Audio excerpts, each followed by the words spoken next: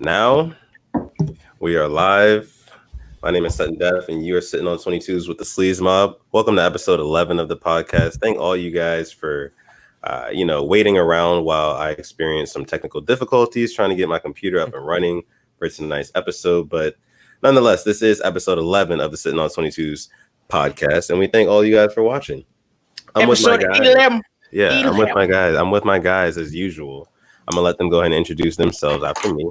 My name is Sutton Def, aka Malvo Witherspoon, aka Theo Ratcliffe, aka Izzy if you know me and only if you know me, aka Jimmy Big B's and capitalize the B. And yeah, Mitch, what's up? Capitalize the B for bitches, aka my name is Baby Gab Mitch. Damn, Baby Gab, oh come on, Baby Gab Mitch, aka Mrs. Strange, aka Al Miata, aka 40 Shorty, aka Put the Young before that, aka Slim. I ain't had one on me today, but you already knew I had one on me the other day, aka Dakota Sack Khan, aka Nephew Conrad. And I can con you, but you can't Conrad. And this peasy head ass nigga with the goddamn Adam's apple looking all nasty tonight. AKA Mitch and Bitch. It's your boy Slim Jenkins, aka Lord Broadest. AKA Grandpa Giles, aka Pablo Espresso Bar. That's it. And it's your boy Austin, aka Shire, aka Raging Cajun, aka La Flama Blanca, aka Stone Cold Steve Austin, aka Grill Master, aka the White Slim Jenkins, the wiped up edition. You knew this. AKA I got so many AKAs they thought I was going to shoot up the school. AKA oh boy, what's good? That's what I'm talking about. Love that. And like I said, my name is Sutton Def, and you happen to be sitting on 22s with the Sleaze Mob. First things first, right? First thing is first. Yeah. Izzy, Sitting on 22s is brought to you by Oler Clothing. This is a lifestyle brand predicated on lifting up those who are often overlooked and underrated. Go shop. Yeah. Oler Clothing. Is that pussy underrated, mama? Is that ass overlooked, baby girl? Then go shop Oler Clothing. I got the perfect clothing line for you. You might want some Oler Clothing, and that's going to be the new promo video for alertclothing.com. Yeah, you ever feel like you got a chip on your shoulder? Olerclothing.com. You ever feel like you got a dick to get over? I think you said chip on your shoulder. All right. We're going to speedboat past that. Speedboat it. So I just wanted to know what y'all was sipping on tonight. That's all. Taylor Pizzort. This episode is sponsored by Taylor Port. Hashtag Taylor Port Talk. What is that? What is that, Austin? It's a Lagunitas, a little hazy wonder. That's an IPA. Yeah, it's an IPA. I haven't had IPAs in a while. You're not with the wine. Got the why are eight? Oh wait, what is that, Slim? Margarita. In a mason jar. In a mason jar. I got the Corona when I run out. Is that a lime in it? It is. You know what I'm saying? The lime gets stuck in his throat right here. You see that thing hanging when he talks? You got the Adam's apple popping tonight. That's what I'm talking about. Exfoliate, King. See, you niggas don't know about the margaritas. Yeah, we know about that Adam's apple. But let me tell y'all something, man. Izzy, was you go do the intro song today, or we just go pro bono? Sitting on 22. You know we gotta do it. Oh yeah. Look, they don't even got the best in this motherfucker. You see how skimping look. It feels rough in here. It feels like I'm drinking a bottle of gravel. I woke up this morning mortified. Hey, these niggas be drinking daiquiris. I ain't going like that. This nigga. The bitch swirl all the way to the bottom. So every scoop is different. The shit is insane. I hope you have enough money for gas later. Shit. I am the only one that pays for gas around this bitch. Fuck you, nigga.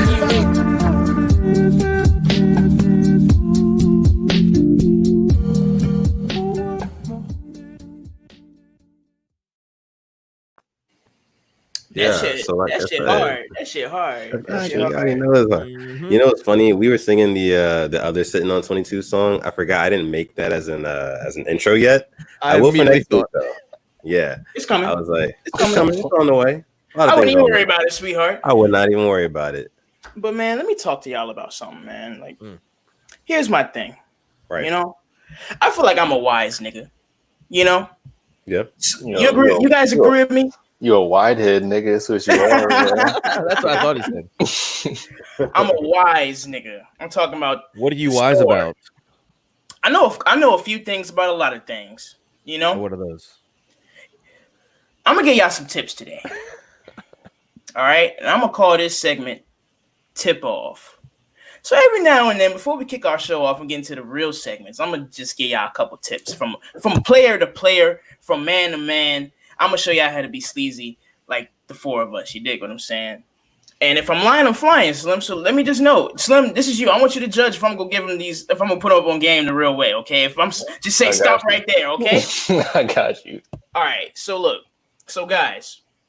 Also, you missed a lot of episodes. Cat's out the bag. It's whatever. You know, Wi-Fi. You got a new house. White boy, new house, new glasses, all that shit. Cool. Yeah. New grill. On a couple, new grill, new weed whacker too. On a couple episodes. Yes, sir. Actually, I'm gonna say from episode 1 through 8, I've made references to eating ass. Cat's out the bag. Okay. I've made references to eating ass. I've done it a lot on this show. I've watched them all. I know, you know. I've said you've done what a lot? I've eaten ass a lot, and I'm not ashamed to say it. So let me tell you something. I'm gonna give you some tips on how to eat ass, because you know what? A lot of niggas, even my friends, some of my friends, you know, some of our mutual friends, guys, they're scared to indulge. But let me tell you something. You were just a young grasshopper one day. Exactly. Sir. You niggas don't know nothing about nothing. So I'm going to put you up on game. For the niggas that do want to do it and they're scared to do it, I'm going to let you know how to do it. All right? And like I said, Slim, if you ain't agreeing with my tips, then you give me the tip. All right? You flip it on me. You let the people know. All right? Okay. So step number 1 to eating ass. You got to case that girl that you about to eat the ass from. You got to case her. You gotta study the subject, okay? You can't just be out here eating any ass. You gotta see what she been up to. You gotta talk to her when you texting her. When you texting her, you gotta ask her, "Hey, what you been doing all day?" What you eat today? She say, "What? Slim, the diet's important. The diet is important. I'm gonna give you the criteria. Now, if you hit her up today and you say, "Hey, babe, what you was doing today?" and she say something like, "I was reading. You know, I took my hair out. I was drinking wine. I had some fruit." You dig what I'm saying? Ding, ding, ding, ding, we can go to the next step. We can go to the next step. We can go to the next step. But if she was talking about some, you know, I went hiking with my homegirls. You know, I was riding bikes, booty holes singing. You know? Now you got to reconsider. So you're not going to move to step 2. But for my niggas that's moving to step 2, here's what step 2 is, okay? When she comes to the crib or you go to her crib, most important part of the night, foreplay, okay? You want to foreplay, and that's just because you just can't jump into eating ass. It's not like eating pussy. When you eat ass, it's just a little different. You gotta, you know what's funny about niggas? Like, you know what's funny about people, period, right? Is when we link up with a girl, we put on the Netflix, the Hulu, whatever, and we always put on something that we don't really want to see. We ain't putting on the show that we've been watching for the last few weeks. We putting on like Dexter's Laboratory, some shit that we've seen 1,000 times over. You can't be mad if you miss something. Exactly. So you got to foreplay. You ain't watching no new shit with this girl. You foreplaying, you know, the whole kissing and getting in touch and in tune with each other. That's step number 2, okay? So that's not optional. You got to do that. So after you do the foreplay, you gotta go to step number 3, guys. And step number 3 is, it's a lot like number 1, but it's a little different. Because number 3, at this point, she's butt ass naked. Okay, we done did the foreplay. You done grab my dick, Nick. I done grabbed the pussy. Okay, we done did all that. The hands are sticky and stinking. Okay, we full of love and juices. So at this point, I'm gonna inspect that pussy. I'm gonna inspect that ass. Okay, I'm calling out for. Exactly. I'm putting out a search warrant on that ass. This ain't gonna blow on it. Hey Austin, you heard of Inspector Gadget? Nigga, I'm Inspector Ass.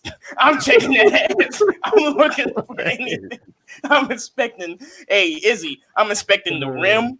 I'm inspecting everything we got in there with a magnifier. Nah. What you got in there? What is you on, bro? No, it's a What kind fact. do you have? Because you have to inspect the ass before you put your mouth on the ass. And if I'm lying, I'm flying. Look, this is what I'm saying.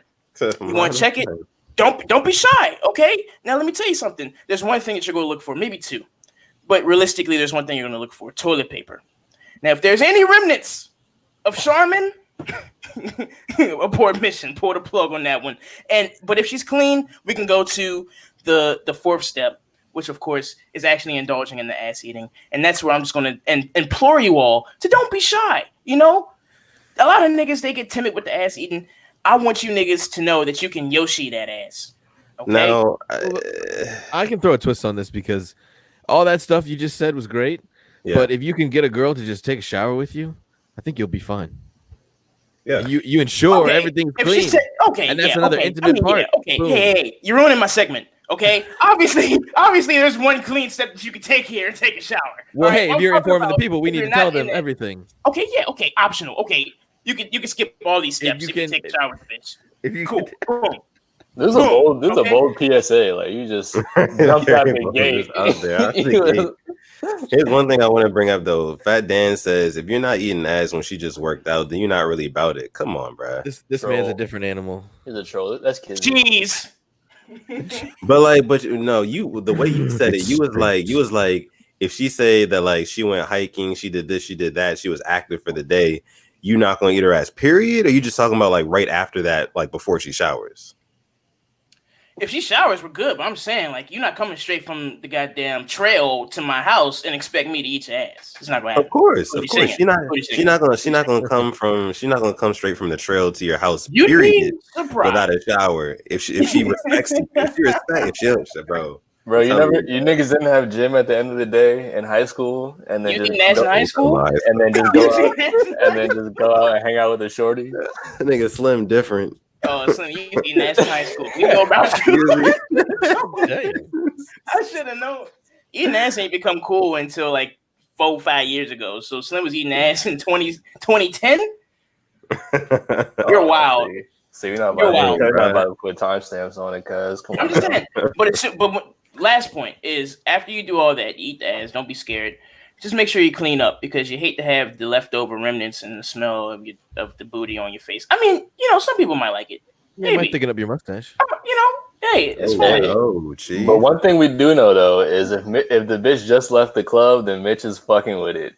All other rules are out the window. Very good point. I've never eaten ass on the first night, so fuck you, Slim. Don't tell these people that. Don't be lying to the masses like that. But that's been the tip off tonight, man. I just wanted to let y'all niggas. I just wanted to give some niggas some tips. Some people who may be watching who wanted some tips on eating ass. Now, look, we might do this every now and then or whatever. If you have any tips or any questions that you want to ask me specifically, I know we do the whole mob mail thing, but if there's anything that you want me to go over specifically, I can put it on that beginning segment so I can talk to you heart to heart, man to man, man to woman. All right. And we have a good show for you guys tonight, actually.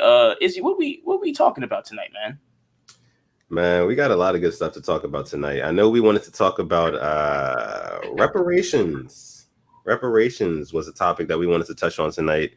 Specifically, what would reparations for, African American, Native American people who've been living in, the United States, what would reparations for them look like in 2020, I guess? And this is something that I kind of want to, at first, defer to our guy, Austin, aka the Shire, who's in the bottom left corner tonight. I want to kind of get his opinion on it because he had kind of brought this up to us.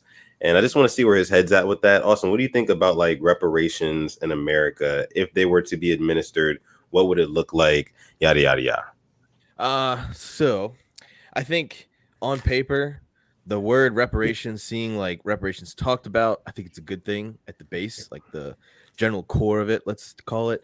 But I think reparations, like down to their literal meaning, I don't think would be the exact answer. Like, just to y'all really quickly, like, what do you think reparations would be like from a from a basic like word meaning standpoint? Something financial. Yeah. Some sort of monetary gift or basic reparations, right? We owe you for this. I think that's starting to move the needle in the right direction, but I think true reparations, like what it should actually be, and I think we could tie this into defund the police, at least in my opinion, because massive reform needs to change. Like I'm in favor of like massive reform.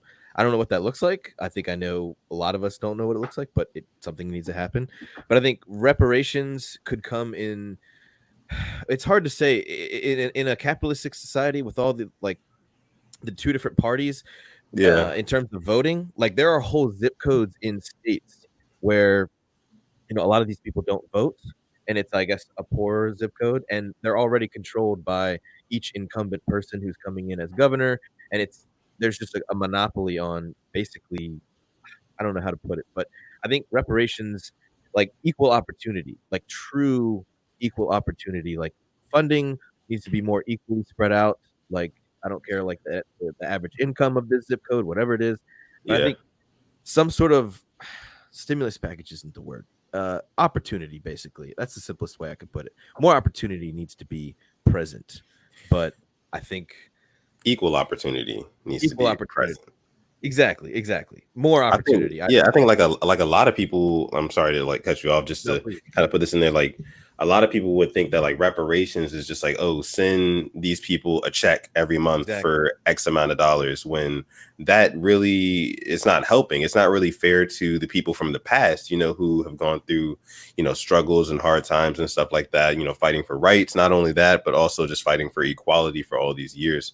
So I think that like reparations should definitely be something that's is going to benefit the long term of whatever demographic it is that the reparations are being given to. So like you said, like it should be funding, it should be, better schooling systems and stuff like that. It should be better funding for communities and stuff like that, minority communities. I think that's what reparations should definitely look like. Is that kind of what, am I hitting the nail on the head with that one?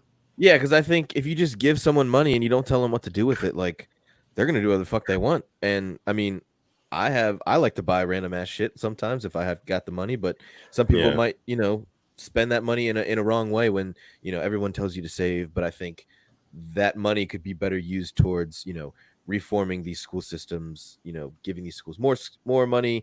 And then those communities in general, I think they just deserve more. Yeah. I mean, so what if it's like an area like up on Marlboro that's like kind of nicer? They don't really need their schools to be like fucking fixed already, like they're already fixed up and everything, and it's still a black community, but it's like a nicer area.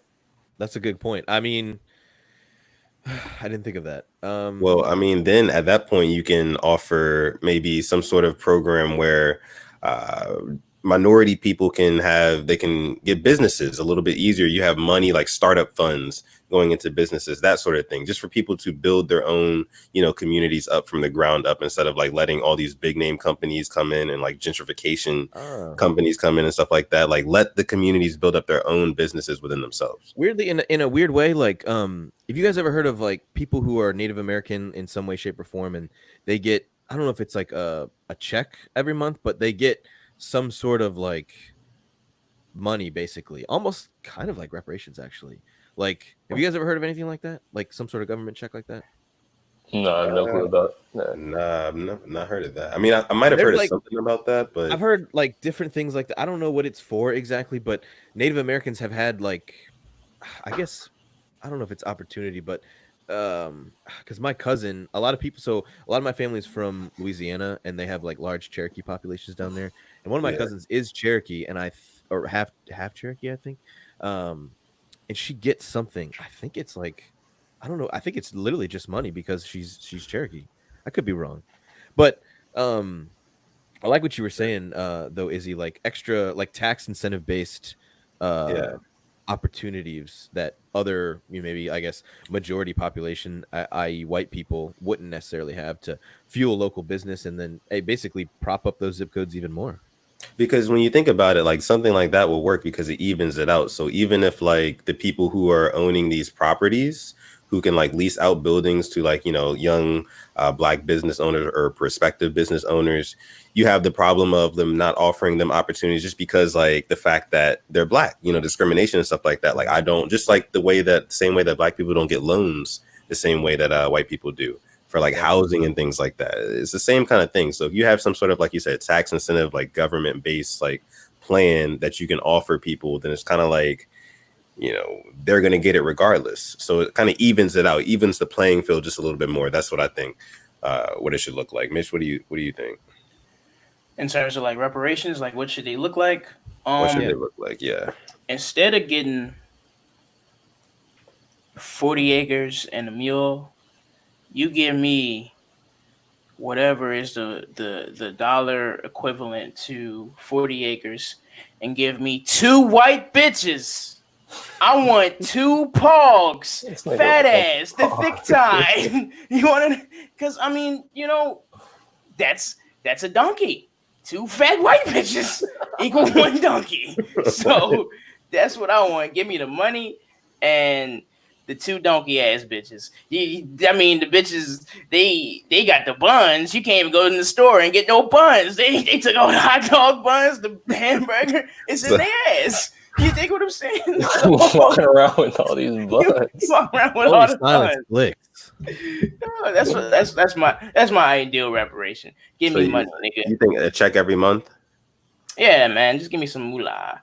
The shmoolah. Yeah, What's the Adam's apple talking about? I mean, I feel like just cutting a check would be the easiest thing to do. I mean, it's just like I think that what you guys are talking about sounds kind of like affirmative action, like for taxes and like different subjects of affirmative action, which would be cool. I think they should include that with the check. So you think a check and also some affirmative action as well? I mean, why not? I just don't see how it's sustainable, Yeah, exactly. Like, and I think that like, what do you mean? I mean, just financially, if you give every minority, if you cut them all a check, so whether, and we're talking minority, so this is everybody other than white people, right? So this is like, we're talking immigrants who become U.S. citizens. We're talking Black people. We're talking Native Americans. We're talking all those people, because if you're giving one, you got 150 million. That's a lot of people. You know what I'm saying? And then I don't think that it'll also like kind of, when I say long-term longevity, right? I don't think it will ease racial tension at all, because then you're going to have white people who are already racist. They're going to be like, oh, okay. These minority people, they're not working for anything. They're going to think that they're lazy and stuff like that. And they're just kind of getting free money every month. It's going to build resentment and stuff like that, which is why I don't think a check every month is necessarily necessary. Because number one, the people who have been struggling and fighting for this cause for the past, 30, 40, 50, 60 years, they didn't get nothing like that. So why like be selfish and be like, oh, just give me a check every month? Let me work a little bit less hard every month. Give me a check. No, let's set up something for the future of our people. Let's set up something for the future, like down the road. I think that's probably the better way to do it instead of just giving us money every month. Exactly. That's where I was coming from. It like sustainability is almost everything, especially these days. Like, what's going to fix the problem for a while? We see so many things that, are a Band-Aid on, whatever the problem is, and then we pay for it years later. I mean, I think that nothing is going to like fucking just make fucking people be like, oh, like the racial tension. The racial tension is always going to be there. Well, yeah. Not everybody wants to be a business owner. Not everybody wants to be an entrepreneur. Like, some people just are cool with their job and they're like, hey, just cut me a fucking check and fucking, I'm cool with working my job that I have already, and then just getting a little supplement from the government, So it's. But it's like, then, like, are you really like? Do you really feel like the problem? Are you really fixing the problem? And would you really feel like you deserve that? Like, you deserve that money? You know what I'm saying? I mean, it should definitely also be a criteria of people. Not everybody that's Black and all like people that didn't deal with if you have like some lineage that was like slaves and enslaved, then you should get a check. You have to follow in some kind of criteria to be able to get the check. You know what I'm saying? Not just man, you know how mad I'd be. You know how mad I'd be if my niggas was getting checks because their grandparents were slaves, nigga, and I'm broke as shit, can't even get an Uber, nigga. I'd be mad as hell. Well, that's nigga, you better give me that money, nigga. I'm Black, nigga. It's not your problem. I'm Black, nigga. No, I'm blickety back, nigga. And let me tell you something. Y'all talking about sustainability and shit like that, but like what Doug just said, the future not promised, nigga. Hey, you see what I'm saying now, nigga? We getting shot down every day. Niggas getting killed all the time. y'all talking about sustainability. I'm not gonna ever see sustainability if I go into a goddamn if I forget to turn on my blinker and the goddamn cop pull me over and I get shot. You feel what I'm saying? Now I don't even know about sustainability. I mean, well, hold on. Apart from that, I agree with you though. But the future is not promised. But I feel like what me and Izzy are talking about, you can reach more people. Like you can reach multiple generations with these kinds of initiatives. Because like, let's just assume most black people here were, descendants of slaves. I remember we talked about like, finding each other's backgrounds, and you guys kind of hesitated, which I get. But like, when the slaves were quote unquote, free, they were given shit. They weren't given anything. And then, so at least in my mind, and probably what Izzy's thinking, that's kind of starting to make up for that. I don't think any amount can really make up for the 400 years as it's been. Yeah, but it can start to reach more people than just giving X amount of people a check every single month. Where how long is that actually going to happen before they're like, we can't pay for that shit anymore? I feel like, look at Social Security. Like that wasn't sustainable, but they still did it. Just fucking give us the money until y'all can't do it no more. Like the same way y'all fucking did the old people. Like with the government's money. Like I'm not worried about if the government runs out of money. They can just like they've shown us that they have a lot of fucking money. Like they just allocate in different places. If they fucking reallocate their funds, and they can make it work. Yeah, I mean, at least on that, I still think you could reach more generations and like set up more people for. I guess more wealth and, a better state of living. So Slim, do you think that like with your point, do you think that like with the stimulus check that just came out, do you think that that's something that would be sustainable? $1,200 to each and every American every month. And if you break that down, take away all the white people, right? And you just have everyone else and you're just giving them, say, $400 every month as reparations. Do you think that that would be sustainable? I mean, it's like I said, it's the same thing as Social Security. Like you worked my ancestors worked X amount of years. They worked 400 years without being paid. If a Social Security check, like you work for 30 years and then you're continually paid like for the rest of your life, pretty much.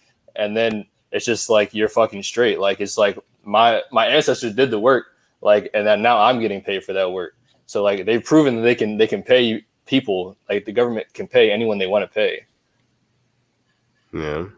But see, the only thing about the government is that like they can't, like as a government, it's kind of hard for them to I don't want to say that. That'll get me canceled. I was just gonna say that like it's kind of hard for them to like go that far left, so to say. Just say like, okay, we're gonna give every minority this check, for indefinitely. So until further notice. It's kind of hard for them to like show favor towards that one side, even though they've been showing favor towards white people for the past 100x something whatever years. It's like it's just not realistic. That's my point. It's just not realistic. I would love it to happen because our ancestors basically built this country off of their backs.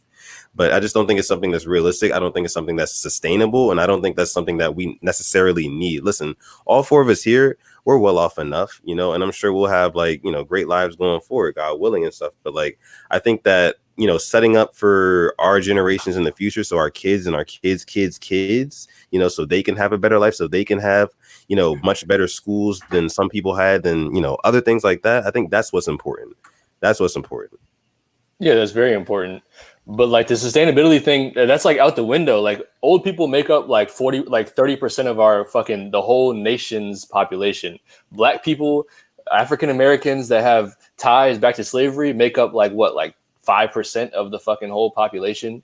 We have 23andMe, we have all that shit. We could find that shit out and pay the fucking people we need to pay.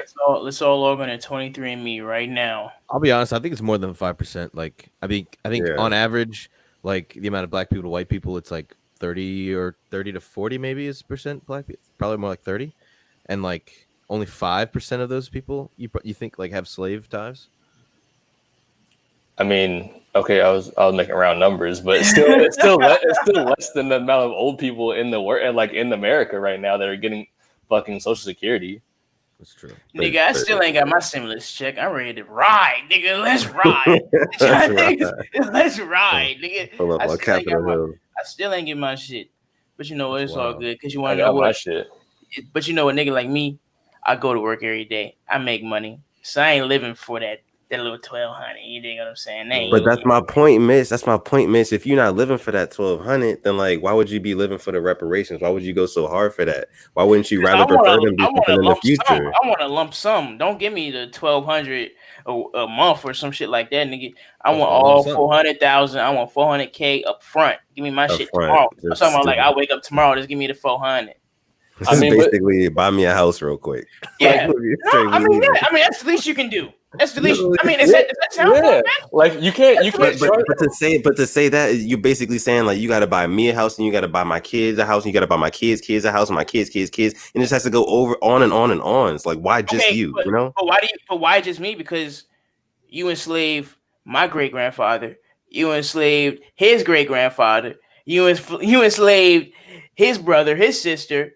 They kids, you dig what I'm saying? You enslaved all these other people. So yeah, that shit generational, nigga. I want my shit now. You really can't trust the government when they say they're gonna like, oh, I'm gonna come in and fix the schools. Like you remember separate but equal. Like that shit was not equal. Like they could fucking send a fucking somebody in one time at the beginning of the school year and be like, we're gonna do this, this, and this. And then by the end of the school year, none of that shit is fucking done. And it's just like they say they're gonna do this shit, but they don't actually fucking do the shit. Man, that's like integration. That's like goddamn the right to vote and shit. They was like, yeah, y'all can go to school with white kids and shit, but when y'all get there, y'all go get your ass whooped by them white kids. Yeah, I can go vote and shit, but let me tell you something. I bet you won't make it to them voting polls because when you go up to them damn polls and shit, then people gonna turn you away. Or people saying like, oh, we trying to vote. I bet you them white niggas gonna go get you and hang you. You feel what I'm saying? So at the end of the day, nigga, I want that shit sent right next to. I mean, I want that shit sent right to my damn bank account. I want to wake up tomorrow and that shit say 400K. So let's talk about it. If we get 400 today, tomorrow. Let's talk about tomorrow. Today and tomorrow. Today and tomorrow. We get the 400. What you doing with that 400, Slim? Shit. I might fucking open a business if it's my choice. Like if it's my choice, I might fucking open a business. But I want it to be my choice. You know what I'm saying? Yeah. I might go get a Lambo if I want to. Yeah, nigga, I'm flaunting that shit, nigga. I'm gonna go get everything I ever wanted, nigga. So you basically, Mitch, you basically saying that like, when your kid, and this is just kind of like an example. This is what I assume you're trying to say. When your kid turns 18, he automatically qualifies for $400,000 from the government. Why not? Because when my great-great-great-grandfather was 18, that nigga automatically would qualify for slavery and manual labor and getting his ass whooped. You dig what I'm saying? So when I speak it like that, Izzy, you feel what I'm saying, don't you? Yeah, when I say it like that, real niggas feel me. That's all I'm saying. So since they qualified at such young ages, probably before they was 18, Izzy, let's talk about when they was 14, 13. How old was Emmett Till? Emmett Till was what, 14? 13, 14. 13, 14, right? He qualified to get his ass beat by a bunch of grown ass white men, right? Didn't he? To get beat, to get hit, to get lit on fire, whatever the shit they did, you know, cut his shit off, whatever else they did that I don't know, and that's undisclosed, nigga. He qualified for that shit. So since he qualified for that shit, why the fuck don't my 18-year-old kid, my 2-year-old kid that ain't even did shit yet? Why don't they qualify for some reparations? When I say it like that, don't it make sense? Don't it make sense? Money, bro. It makes sense. It makes sense, but also the question still stands though. Is it sustainable? You know, I understand like it may seem like fair is what people deserve and stuff like that. What we choose to do with our money is up to us. What we decide to do with it is up to us. Now I'm saying coming from the government. It don't matter, but that's the thing. That's the fucked up. See, you worry about the government money. Fuck the government money. Yeah, I mean, the reality is we kind of have to worry about it, you know. If they're giving us money and say that the 30% of us that are entrepreneurs, they do open business, that's putting money back into the economy. So it's full circle. Okay, bro, give me my money now. Stop playing with me. If you listening, give us our reparations. Austin, I mean, you know, I thank you because you're on our side. If I get 400, you go get at least, you go see like 5 of that. 1,000. Now, you know. 5 Virgils. So we talking about ancestors. We talking about ancestors and stuff, right? So I kind of wanted to segue into this is kind of murky because we speaking hypothetically because we don't have kids, you know. But let's talk about parenting styles, you know. I saw a video on Twitter about this lady. Instead of punishing her son when he's acting out, she puts him in this like heavenly, like. No, I'm not gonna say it. No, this shit's nice. The nigga got a little pad, like all white, yeah, he had like a whole little loft. Like he had like clouds. touch screens and shit. I mean, that might be some new age shit. He had furs and shit in there. Really? He had colors. The nigga had some hot cocoa. The nigga had a gold watch to come with it. They was like, "Oh damn, you got in trouble." I mean, but you know, okay, let's get serious. So let's not get serious because I'm not gonna be able to get serious. But about this, so when your kid misbehaves, do you guys think that it's a good practice as a parent to, I'm not gonna say reward them, but avoid beating them? Like, will you listen? Let me start with that. Will you guys, quote unquote, beat your kids? Let's say spank. Would you guys spank your kids when you do have them? I'm gonna start with Def. I want to hear you, Def. What would you do? What's your parenting style? Or what do you think? So, yeah, I mean, for me, I'm definitely gonna be spanking my kids. Like, I'm be getting in that ass, like that's guaranteed. Just because, like, simply like kids, right? Little children, they don't understand logic, but they do understand pain because it's so simple. You know what I mean? And if you like can get it in their minds at a young age that like if I do this thing, then this bad thing will happen to me. You know, they will understand right from wrong from a young age. Now, is that the only way to, you know, raise your kids? No. But is it the most efficient way? Hell yeah, I think so. So for me, I think that like I'm gonna definitely be beating my kids for sure. Just real quick before we go to you, Austin, because you're next. Raise your hand if you was spanked as a kid. Like say raise your hand. All right, cool. So we all got spanked as kids. Okay, Austin, go ahead. What's your parenting style, bro? I mean, specifically to spanking, like I think that will be a tactic, but Nigga said, yeah. Nigga said, "I'm getting that ass." That's a tactic. I mean, at a certain point, like I remember being spanked, and I was like, I didn't have a reaction. So then it's like, okay, now they're moving on to something else. Which I think, to Def's point, like there are consequences in life if you don't do something in a specific way or you don't do them at all. So I think at least setting that, like Def's point, kids are pretty smart. They can understand things, but you just have to tell them the right way. And I think teaching them those consequences is a good way to start. I mean, obviously emotions, you have to actually deal with them. It's not just the man up parenting style, which I certainly got when I was a kid, you know, quit your whining, quit your crying kind of thing.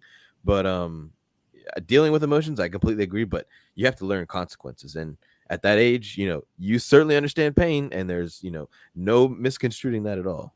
So, okay, yeah, I feel like in my current mindset, I would definitely beat my kid's ass, but I'm not ready for kids right now, and I know that. So it's like, hopefully by the time I'm ready for kids, I'll have other ways to like fucking mediate a problem or like to get my point across better.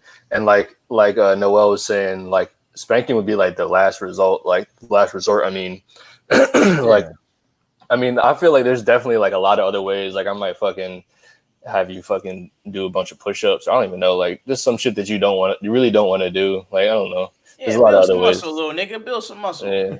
Yeah. They don't hurt nobody. Now, I agree with y'all niggas, man. With the whole, you know, if you fuck around, you will get hit with the fuck around. You know, that's just what I was taught. You know, I got my ass beat a couple of times as a kid. You know, I used to get my ass whooped. As a white person, I never got like, well, no, I don't think I ever got like a belt. But did you guys ever get a belt? Ever? So is that a culture? Is there beatings without one of those? Is that right? I might have gotten one. A la carte? The beatings are a la carte and white. Well, hold on. They a la carte. Warm it up. Did you ever have to kneel on tile, like bare tile, for like an extended period of time? Nigga, I used to get my ass whooped. It wasn't no calisthenics, nigga. Have you ever kneeled on tile for more than 5 minutes? I've heard about that. Like knees. I've heard people like they put salt down and then put salt, and they make their kids kneel and that shit. That sounds like some like frat shit though. That sounds like some like I never had the salt bullshit, but I've had to kneel on like tile, and that shit hurts. Hell nah, nigga. Nah, bro. So I was raised. My mom and my dad, you know, split up when I was younger. So like, you know, I was raised in a split household. So my mom's discipline and my dad's discipline was a little different. My mom ain't playing no games with me. She would beat my ass. My dad would only get physical. When he was trying to give me those man moments, you ever had a man moment with your dad? The nigga like he stopped beating you, and the nigga just started punching you in the stomach, and just caving your chest in. Yeah, like where did we go from that? Like at some point it changes for men, and I kind of respect where he was coming from because I probably was doing some stupid shit, and the punch to the gut, I felt that more as a man because it's like it caught me off guard and you losing your breath. It's like, nigga, I'm about to cry, but you better not cry in front of your dad, because your dad just don't play that shit. But that's another thing that I think that we have to address as males is outside of the beatings and stuff like that and the spanking, whatever, to each his own with that. That's all I'm gonna say with that. I mean, if you don't want to spank, if you want to do the whole cutesy bootsy fucking learning centers and shit like that, the Huntington learning centers and shit like that, do whatever you want to do. Me and mine, you fuck around too much, you're gonna get hit with that fuck around. That's just how I was born and raised. But let me tell you something. I want to talk a little bit more about like the effects that a male presence has on a son and female, even daughter, son and daughter. The importance of a male being in a household and their role in the household, like in terms of like, let's see, like I was just saying, like when my dad would tell me, oh, you better stop crying, or like if I would go tell him like, hey man, I'm about to fight this dude, or this dude trying to fight me, he'd tell me to go handle my business. Now as men, all of us are men, obviously. Do you guys think stuff like that is okay for like us to go forward with, like with the next generation? Us as men telling our sons, like, what will you tell your sons? Like, hey, is crying okay? Is crying not okay? In terms of stuff like that, about in terms of like being a man, like what will you instill in your child? I'm gonna go around the other way this time, Slim. I'm gonna start with you in terms of like, let's just talk about that. I mean, are you talking about like when they're adults or like when they're a teenager or what? Just raising them. Like as you're raising them, what things will you instill? What do you plan to instill in your kids as a man?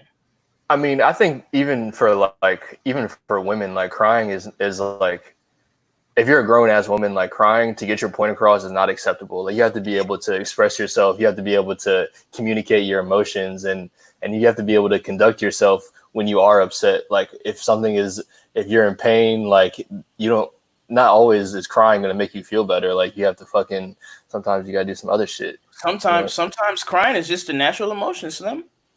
You feel what I'm saying? Yeah, for real, for like, sure. Yeah. I feel like if we condemn people for crying, at some point we're condemning them for being true to themselves or showing emotion. I don't think that we should condemn showing emotion, Yeah. But I feel what you said at the same time, like, oh, don't start crying because you want to get your way. I feel like that's what you're saying. Like you're crying because you want to get your way. Yeah, you got to be able to communicate what you want, right. and like if you don't, like you need to be able to handle your shit. Like you need to be able to conduct yourself in a way that's like, I'm not gonna fucking be a big ass baby. But like crying because you're sad and like because you're hurt, like that shit is obviously, those are natural emotions, like you said. Like I was never beat for crying, but I was told like, hey, pick your chin up, like this shit. Up, yeah, like this shit ain't like the end of the world right now. Like we got to keep on going. You know what I'm saying? Right. So I agree with that. Keep that mindset. Austin, how you feeling about that, man? As a man, what you going to instill in your kids in terms of showing emotion? Well, in my opinion, life is a balance. All right. There's a time and place for almost everything. I think we cannot shy away from emotions because if you do it now when you're young, you're just going to deal with it later in life. But there are specific situations where, crying might be an instinct or like those, surge of emotions, but you got to keep your cool and you got to be able to teach your kids that, when it's okay to do those things and when it's not, because, it might not work out for you in the end if you're, just extremely emotional. If you look at people who do with like difficult situations, specifically, let's use the Marines, for example, they're trained to deal with things in a logical perspective and not to act on emotion. I mean, once you get to a certain age, a lot of your actions, basically fuel the rest of your life. And if you can't differentiate between your emotions of what you actually need to be doing, same thing can kind of go with relationships. You get wrapped up in emotion and you trust those over, what's actually going on. You might end up on the wrong side of the road. And you So teaching your kids how to deal with emotions, I think, is the biggest part, because there are times where, the other person you're arguing with or whoever's on the other side of this issue that you're facing, you might have to be the bigger person. You can't always trust, when I was taught how to drive, drive like everyone else is a dickhead and they don't know how to fuck the drive, drive cautious. You can't expect people to have those same kind of values that you do. And sometimes you might have to be the bigger person and you can't cry. You got to handle your shit, like Sim was saying. So I honestly think it's a balance, and you have to instill, the entire range of both sides of that. Okay, I respect that, man. So Dev, how you feeling about the whole emotional? Yeah, I think that I think Austin's right. You do have to teach kids from a young age how to deal with emotions, but my only response to that is that you can't deal with something until you understand it. And for me, I think that that's the most important thing, is you have to be able to teach children how to understand their emotions first and foremost. Get them to consciously understand what an emotion is, what the word means, what feelings are, what they also mean as well. So they can understand, like, when they're angry, they can kind of process, okay, this is why I'm angry. This is how, I can like snap out of it. This is how I can move forward from this situation. And this is going to apply to the rest of their life, because, every situation that you get into, it sparks some sort of emotion from you, whether it be next to nothing or something very, very strong. It's some sort of emotion. So understanding your emotions is something that I feel like, I'm going to definitely, try to teach my kids like early at a young age, so they can kind of know. And that way, to Austin's point, they would then be able to deal with those emotions and, that sort of thing. So Asia, she says also you have to look at how slave mentality has affected generations and how we raise children. And I was just talking about this on the TL, not to get like too far off subject, but like I said something about like how Austin, I said something about like how my grandparents have taught my mom, and my mom has told me that, hey, when it's storming outside, you don't need to be taking a shower, or don't lay on the ground, or turn off the lights and turn off the TV. I mean, this is stuff that has been passed down for generations, That's true. So if you look at stuff as simple as, maybe superstitions or stuff that might have some truth to it. But I mean, let's talk about it. How many times have you guys heard about somebody getting shocked in their shower from a lightning storm? I never hear about it. I know that's the thing till you said that. Actually, you see what I'm saying? Some shit like that we're not familiar with, but they instill it in us. And if I didn't know any better, or if I was easily, convinced or whatever, swayed, I would teach my kids that. But that's not something I'm going to get in the practice of teaching my kids. So we also need to talk about breaking generational bondage, in terms of like customs and things like that. I mean, yeah, I was beaten as a kid. My parents probably, if I messed up, I feel like sometimes when I messed up, I was a good kid for the most part. I got in some shit, but like, my older years. But as a kid, I'm talking about like elementary to middle school, I was a really good kid until I got up to high school. But that's when I probably got in the most trouble in terms of like beatings and stuff. Like, I mean, of course, you're not gonna get your ass beaten in high school. You would get shit taken from you. But irregardless, you dig what I'm saying? Like, I feel like generally I was a good kid. So I feel like it's important for us as parents to educate our kids instead of getting physical, or in terms of like the emotions and stuff like that, and learning how to deal with your emotions. I think we have to learn how to communicate with people, because even as adults, even us now, I feel like we can lose touch with other human beings. You dig what I'm saying? Yeah.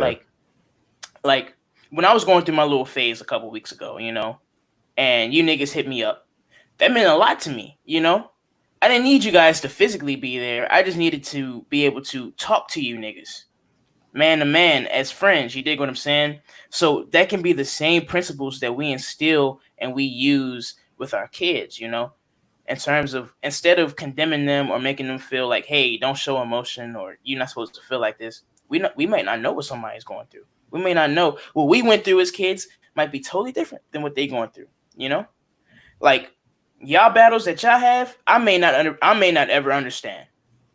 But it's my job as y'all friends as y'all friend to come to you and console you. You dig what I'm saying? Mm-hmm. And to make y'all feel more comfortable in that. So that's my look on it. Like, I feel like as a people, not even just the parent to child relationship. I'm talking about like people to people relationship. I think we need to work on communicating and trying to, empathize with people. That's a huge thing. Like, social media was thought to bring people together, but instead it's kind of keeping people apart, like at a basic level. You can sit on Twitter all day and chat with whoever, but you're not seeing them in person. And it kind of fueled that whole cancel culture. So yeah, I agree. Like, people need to see face to face, talk, like hear someone, not just, Right. Tweet or email or, that, mind numbingly easy way to communicate. It's made it easier, but it's that's definitely less one genuine. thing. Here's a tip. You got a tip from Mitch earlier. Here's a tip from Def. If you don't want your kid to grow up to be a dickhead, do not let them get a hold of social media at a young age. Make them little niggas go outside, talk to their friends outside, that sort of stuff. That's the foundation you need to give them. I'm talking so they grow up on it. Exactly. I'm talking if you have a ball. kid, any human that grows up on the internet and sees just like all the dark corners of the internet and just how like shitty people can be, they're gonna take some of that with them, out into the real world, and they're not gonna really know how to deal with people. So I feel like us as like, all of us are like in our mid-20s and stuff. We kind of like hit that sweet spot where we're like halfway old school, kind of halfway new school as well. It's like we're into the social media thing, but we also played outside as kids and stuff like that. So like we kind of got the best of both worlds. But going forward, our kids are going to be born into the social media age. So we have the most responsibility as our generation. If you ask me, we have to make sure that our kids are going outside, getting the same experiences that we were, getting those social experiences that we were getting. That way they don't grow up just like internet heads. You know what I'm saying? Right. Yeah, that's facts. But that shit is so tough when you're a parent, because like when you're a parent, you tell your kid to go outside and all you look at the news and you see all the crazy shit that's going on in the world. You're like, fucking, there was a shooting up the street and 2 people fucking killed themselves last week. You're like, there's a lot of parents that use like the tablet as a third parent. Yeah. And they're like, that's a crush for them. So, but I definitely agree with you. Like I would like to say I'm going to try to send my kids outside as much as possible and all that shit. You know what I'm saying? But do it safely, right? Well, I think also, I mean, setting it up to where you're also helping them get outside. Like, I probably need to detach from social media and like technology in general as it is right now. And like, I, at least in my mind, I might try to take that opportunity to like, I know camping is maybe cliche, but just getting outdoors, maybe hiking, going to the beach, all that kind of shit, just to actually get out. You need vitamin D. So many people in the U.S. are like deficient in vitamin D. You got to get out in the sun, feel better about yourself, feel better about everything. But yeah, you got to get out. Yeah, I'm trying to do a camping trip, bro. A camping trip? Hey, we could go down to I went down to Lake Anna one time. It's right in Virginia. It's not far. I'm trying to fuck with that. We could do that. It's closer than Deep Creek, ain't it? Probably, yeah. It's just across the Patuxent, I think a little bit down. Wouldn't be far at all. You're talking about a camping trip, Mitch. Let me tell you something about camping, okay? Now, I was going to say this for the mano a mano, Austin, when you was doing your segment. But since we're talking about camping, all right, maybe I'll come up with something later for another mano a mano part dos. But let me tell you something, Austin. Let me ask you something. As man to man, mano a mano. You go camping with you and your girl for some wild reason. Just you and your girl. Slim, would you ever go camping with just you and your girl? Sure. Shit. I would never go camping by just me and my girl. Why? But anyways, nigga, because I gotta go with my niggas. I gotta go with my niggas and my niggas' girlfriends. Because for one, who goes on a camping trip in the middle of the woods with just 2 people? Nigga, that just means I hate to break it to you, bro. That's called a relationship, okay? I mean, I get it. No, I've been in relationships also. Nigga's scared. Yeah, but you wouldn't take your girlfriend into the woods. Because he's scared. Why would I take first of all, if I'm with a girl and she's like, hey Mitch, you want to go camping with just me and okay, no, let me start this. She wants to have a nice night with you. Let me start this sentence over. I'm talking about like in the middle of like the woods, nigga, like pitch darkness. Okay, I'm saying start a fire. If she's like, you start a fire. Are you a man? You start a fire. Man up. Are you a man, nigga? Are you a man, bro? How many times have you started a fire in your life? Hey, I know they got some kits where I can start a fire in like 5 minutes. There's lighter fluid. Bring a little newspaper. You'll be fine. Let me tell you something. It's easy. I've actually started. Yeah, I started all right. Let's talk about. Yeah. Let's talk about. You're lying. Nigga, now that he put that in perspective, like you could really like you know how many like bonfires I've started just like putting fucking fluid on some shit. Yeah, bam, fire. We have modern technology. Nigga, let's talk about if the four of us went on a camping trip with y'all girlfriends and my hypothetical girlfriend. When the four of us go on a camping trip. When, because that's definitely going to happen. I definitely want to do that. I'm not responsible for starting fires. If y'all go fishing, I'm not catching any fish. I'm going to be here for moral support. I'm going to be here for entertainment. I'm drinking. I'm going to bring the drinks. You know, I'm going to bring the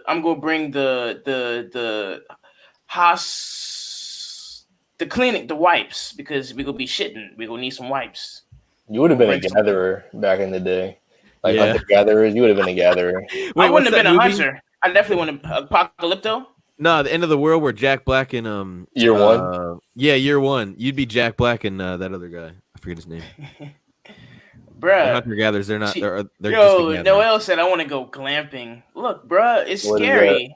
Like probably probably like some girly way of going camping, because you know. Oh, it is. It's like extra in terms of camping, like creating that fucking like emotional corner you were talking about to start that other segment inside a tent.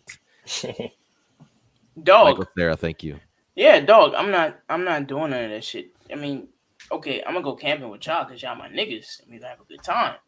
For sure. But in terms of like me actually like doing shit, like I would never go with just me and my girlfriend. Never. If you're watching this, if you had a wife and kids, you would never go.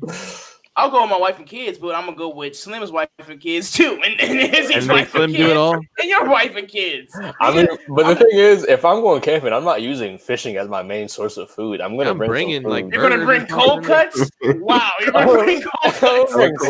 That's great. That's a great trip. Dad, thank you, Dad, for bringing me here. We're eating bologna sandwiches. Down on us, we're not fishing or fucking hunting, but you won't even start a fire. I'll start a fire, but I'm not hunting. Oh, now you why would I hunt? I'll start a fire. I don't know how to start a fire. They're gonna appreciate all that bonding. They're gonna be tired of the Holiday Inn in fucking Fort Lauderdale. They're gonna be tired of that. My kids will never lay their pretty heads on Holiday Inns. My kids will never lay their heads on a Holiday Inn pillow. What's wrong with Holiday Inn? Yeah, what's wrong with Holiday Inn? What's wrong with Holiday Inn? Because let me tell you something. I'm gonna be filthy stinking. I'm gonna be filthy stinking. We could be laying our heads on 5-star hotel bed sheets. So nigga, name a 5-star hotel. Yep.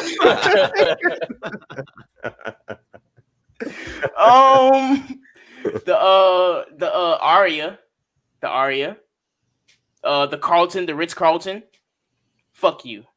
Oh, I'm about to name a couple of them now. Let me go to Vegas real quick. You got some 5-star embassies. This nigga gonna name all Drake references. You got some 5-star embassies. What you talking about? The Four Seasons, like shit. You got the liaison. You got the liaison in DC. That's not a 5-star. That's like a 4.5. All right, man. Stop. Hey, look. All right. So we're talking. All right. So we go camping. That's locked in. Austin, I wanted to ask you, bruh. Hypothetically, just you and your girl, mano y mano. Yeah. Okay. Bareback to bareback. The three of us not there, barebacking, fucking. The three of us not there. The three of us not there. It's just you and your girl. Shouts out to Mallory. Now, Austin. That's me. You wait. You go to sleep, right? You're having a good night. You do a little fucking. Don't tell nobody. We're out in the middle of the woods, so probably not. So you're definitely after that hike. You're not fucking. You're not. Oh, ew. That's a better question. I thought that's where he was going with that. That goes against tip number 1 in the tip off. That is not it. But okay, you do what you do, Austin. You eat her ass. Don't tell nobody. Okay. All right. Between you and keep it here on the hush. You're fucking. So you fuck. Okay. Now you go to sleep because y'all was fucking all night. You wake up. You hear some loud noises, some loud movements. In the morning, or like it's still dark out? It's in the morning. You hear something that says, okay, you wait. That's what wakes you up. That sound that wakes you up. Okay. You get out. You yawn. You do the you yawning. You like, did you hear that? And she's like, I ain't hear nothing because she's still half asleep. You go out. You unzip your little tent or whatever. You look out, and it's a goddamn grizzly bear sitting there fucking with your shit. Fucking with your shit in your goddamn campsite. He fucking with your shit. All right. Now. What's your options in that, Austin? Since you goddamn acting like Indiana Jones. All right. So since you are the god in this scenario, you're making it up. What do I have at my disposal? Nigga, you got a fishing rod because you went fishing because that's what white people do. And a Swiss Army knife, little pocket knife. Yeah. A little pocket knife with like the attachments on it. Though. How big of a blade are we talking? Like 3, 4 we talking about like the size, yeah, like that thing right there. Yeah. Okay. You got your instincts, Austin. Your ass out. I mean, you're in your underwear. You slept in your underwear for some odd reason. It was probably cold last night. I don't know why you did that, but you know, you're wilding. Body heat. Bold move. Yeah, very bold move. You look outside and it's a goddamn grizzly. And the grizzly. How heavy is the grizzly? You didn't see the grizzly, but the grizzly saw you. So I don't even know there's a fucking grizzly. Austin. Said how heavy is he? Grizzly bears are on average like around like 7-8 feet tall. And they're hundreds of pounds. I can't give you like the 500, like 400, 500 pounds. Yeah, they're up there for sure. I would have said more like 1,000. You can give Austin or anybody, you can give him a samurai sword, a machete. I don't care what you give him. You're dead meat. Listen, it's a grizzly bear, bro. Hey, look, Amani J said you got to make yourself big, get loud. I see Austin right now. No, nah, bro. Your best bet is to stay still. To stay still as long as possible. Just try not to breathe. I ain't getting it yet. Hey, look, if I see a grizzly, I'm dead fucking meat, nigga. They have gotten me because I'm going to make some type of noise. If I have nothing at my disposal. I mean, you're supposed to bluff them like bears bluff sometimes. Sometimes they're angry enough to just, take you out anyways. But yeah, bluff them. Be like, I got that fire on me. If you have nothing, you gotta like make yourself big and like yell at them and shit, and hopefully they get scared and run away. But otherwise, tell them niggas, I got that fire on me. If they don't believe you, then if a bear is in your camp, a bear is hungry as shit, bro. It wants to eat you and your family, bro. Like it's not playing. It don't care about you screaming at it. Like none of that matters, bro. All right, Mr. Biologist. That shit works though. It works though. You're like, Lonnie was just saying, make yourself big and loud. Do it. Make yourself big and loud. Yeah. Austin, give us an example of making yourself bigger and louder. You thought. You yell at them. That's all you gotta do. Right. It's pretty self-explanatory. You just gotta make a circle around yourself. And then this nigga pulled up to So you telling me if I got fish though, if I'm fishing because that's what white people do. Hold on. What do you make a circle around? What do you do? SpongeBob, make a circle around yourself. If I got fish, I'll probably try to give it to him and throw it. Make him go somewhere else. I don't know. That nigga crushing that shit and then coming for you. Like, that nigga Squidward was in the circle and the bear still got that. Do I got the blammer on my hip or no? If I'm out in the woods. I mean, you might as well take the heat with you. If I had one, I'd take it. Listen, I gave you the benefit of the doubt. Nigga, did y'all see the Revenant? The gun did not matter, bro. The nigga, he gonna eat. Look at how big this is. The Revenant was shot in like 1856. Look at that nigga's neck. I got a 7-shooter. That nigga's neck goes like 357. That nigga's gonna smack the shit out of you, bro. Probably, but I'm gonna put some rounds in him first. Yeah, that'll show him. Yeah. You're gonna load them up with rounds, give them more rounds. 7 of them. 357. Nah, hell no, bro. Look at that nigga. Dog. Help the bear. Dog. He said help the bear. This nigga said if I ever get into a fight with a grizzly bear, help the bear. Bro, that nigga said help the bear. Call time. What's more alarming? This nigga Austin said, "What size knife are you gonna give me, nigga?" That do not matter in this situation, bro. That's totally irrelevant, dog. I'm gonna keep it a band with you. Hey, look at that nigga's head. Hold on. Bear's got a long reach, right? He's 7 foot. That's what you said. So he charges at me. He gets up. I get in close, right? I got my 4-inch fucking. You're gonna do some knife tricks. And I go right for the jugular. What are you talking about? He's leaking. 2 minutes. He's done. And I'm having bear steak for dinner. Fuck you mean? Austin, you gonna be dead, fool, and I'm gonna be sad. If that shit happened, well, when all of us were out there, I mean, maybe the 3 of us would help, but you'd be running down the trail. Oh, of course. I'd be like, ladies, let's get information. Grab your kids and grab all the valuables. We hopping in Austin's Jeep. We're out of here. Bro. No, yeah, that's y'all business. I tell Slim and Izzy, actually, I'd be like, I would never let y'all niggas die. I'd be like, hey, okay. You know, in this spur of the moment, I'd be like, hey guys, let's think about this real quick. You gonna stop and have a man-to-man with a bear? Hey, could you imagine trying to talk to a bear? Like, hey yo, calm down. You don't have to do this. You don't have to. There's women and kids here, children. That nigga looking at you like, nigga, I'm sending all of y'all to God. God, yo. I'm sending all of y'all. Hey, young, you know how scared I'd be? You know niggas be pissing on themselves? I think I'd really piss on myself if I saw a bear. Like, I'd probably shit myself. Why not? I'd be so hard afterwards. Everything. I mean, do you know how? At that point. Do you know how big bears really are? Like, they're big as fuck. I would tell my son that's the situation you can cry in right there. Oh yeah, he gonna know because I'm gonna be crying for him. I'm gonna be crying for everybody. I'm gonna be saying my prayers. I mean, but there's no easy way to die with a bear, bro. Like they're gonna cut you up. No. So like I've seen this, and bears do this specifically. If they catch something, they start eating you alive. That's what I'm saying. I saw a video of a deer being eaten by a fucking bear. He didn't do nothing to the neck. He just pinned it down and took a bite out of the leg, and it was like a whole ass chunk, and it's still a lot. Oh, you'd be eaten alive literally if a bear got you. No respect for humans or their prey. They're just dicks. It's like, yo, like I wasn't even paying attention to your kid. You know, like they get mad. They get mad because you're around their kid. It's like, nigga, I don't give a fuck about your child, nigga. Like, when have they ever seen a grown man hunt a child? Like, you know, like take the context clues. Like I'm not gonna fuck with your child, nigga. You just leave me alone.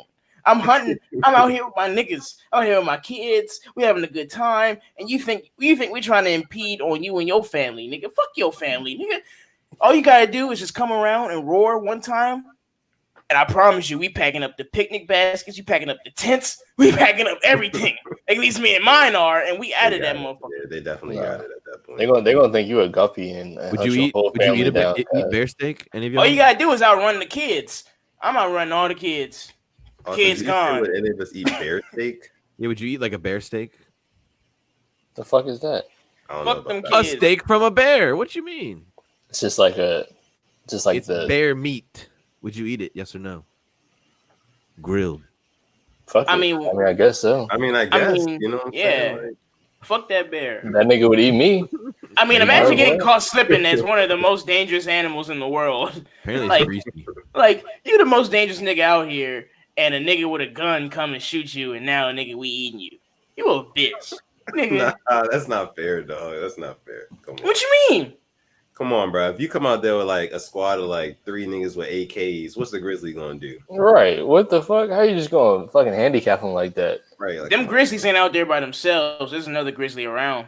They don't. Oh my god, that is terrifying. You know how big, bruh. Imagine 2 or 3 of them. Oh my god. A wolf pack though, yeah.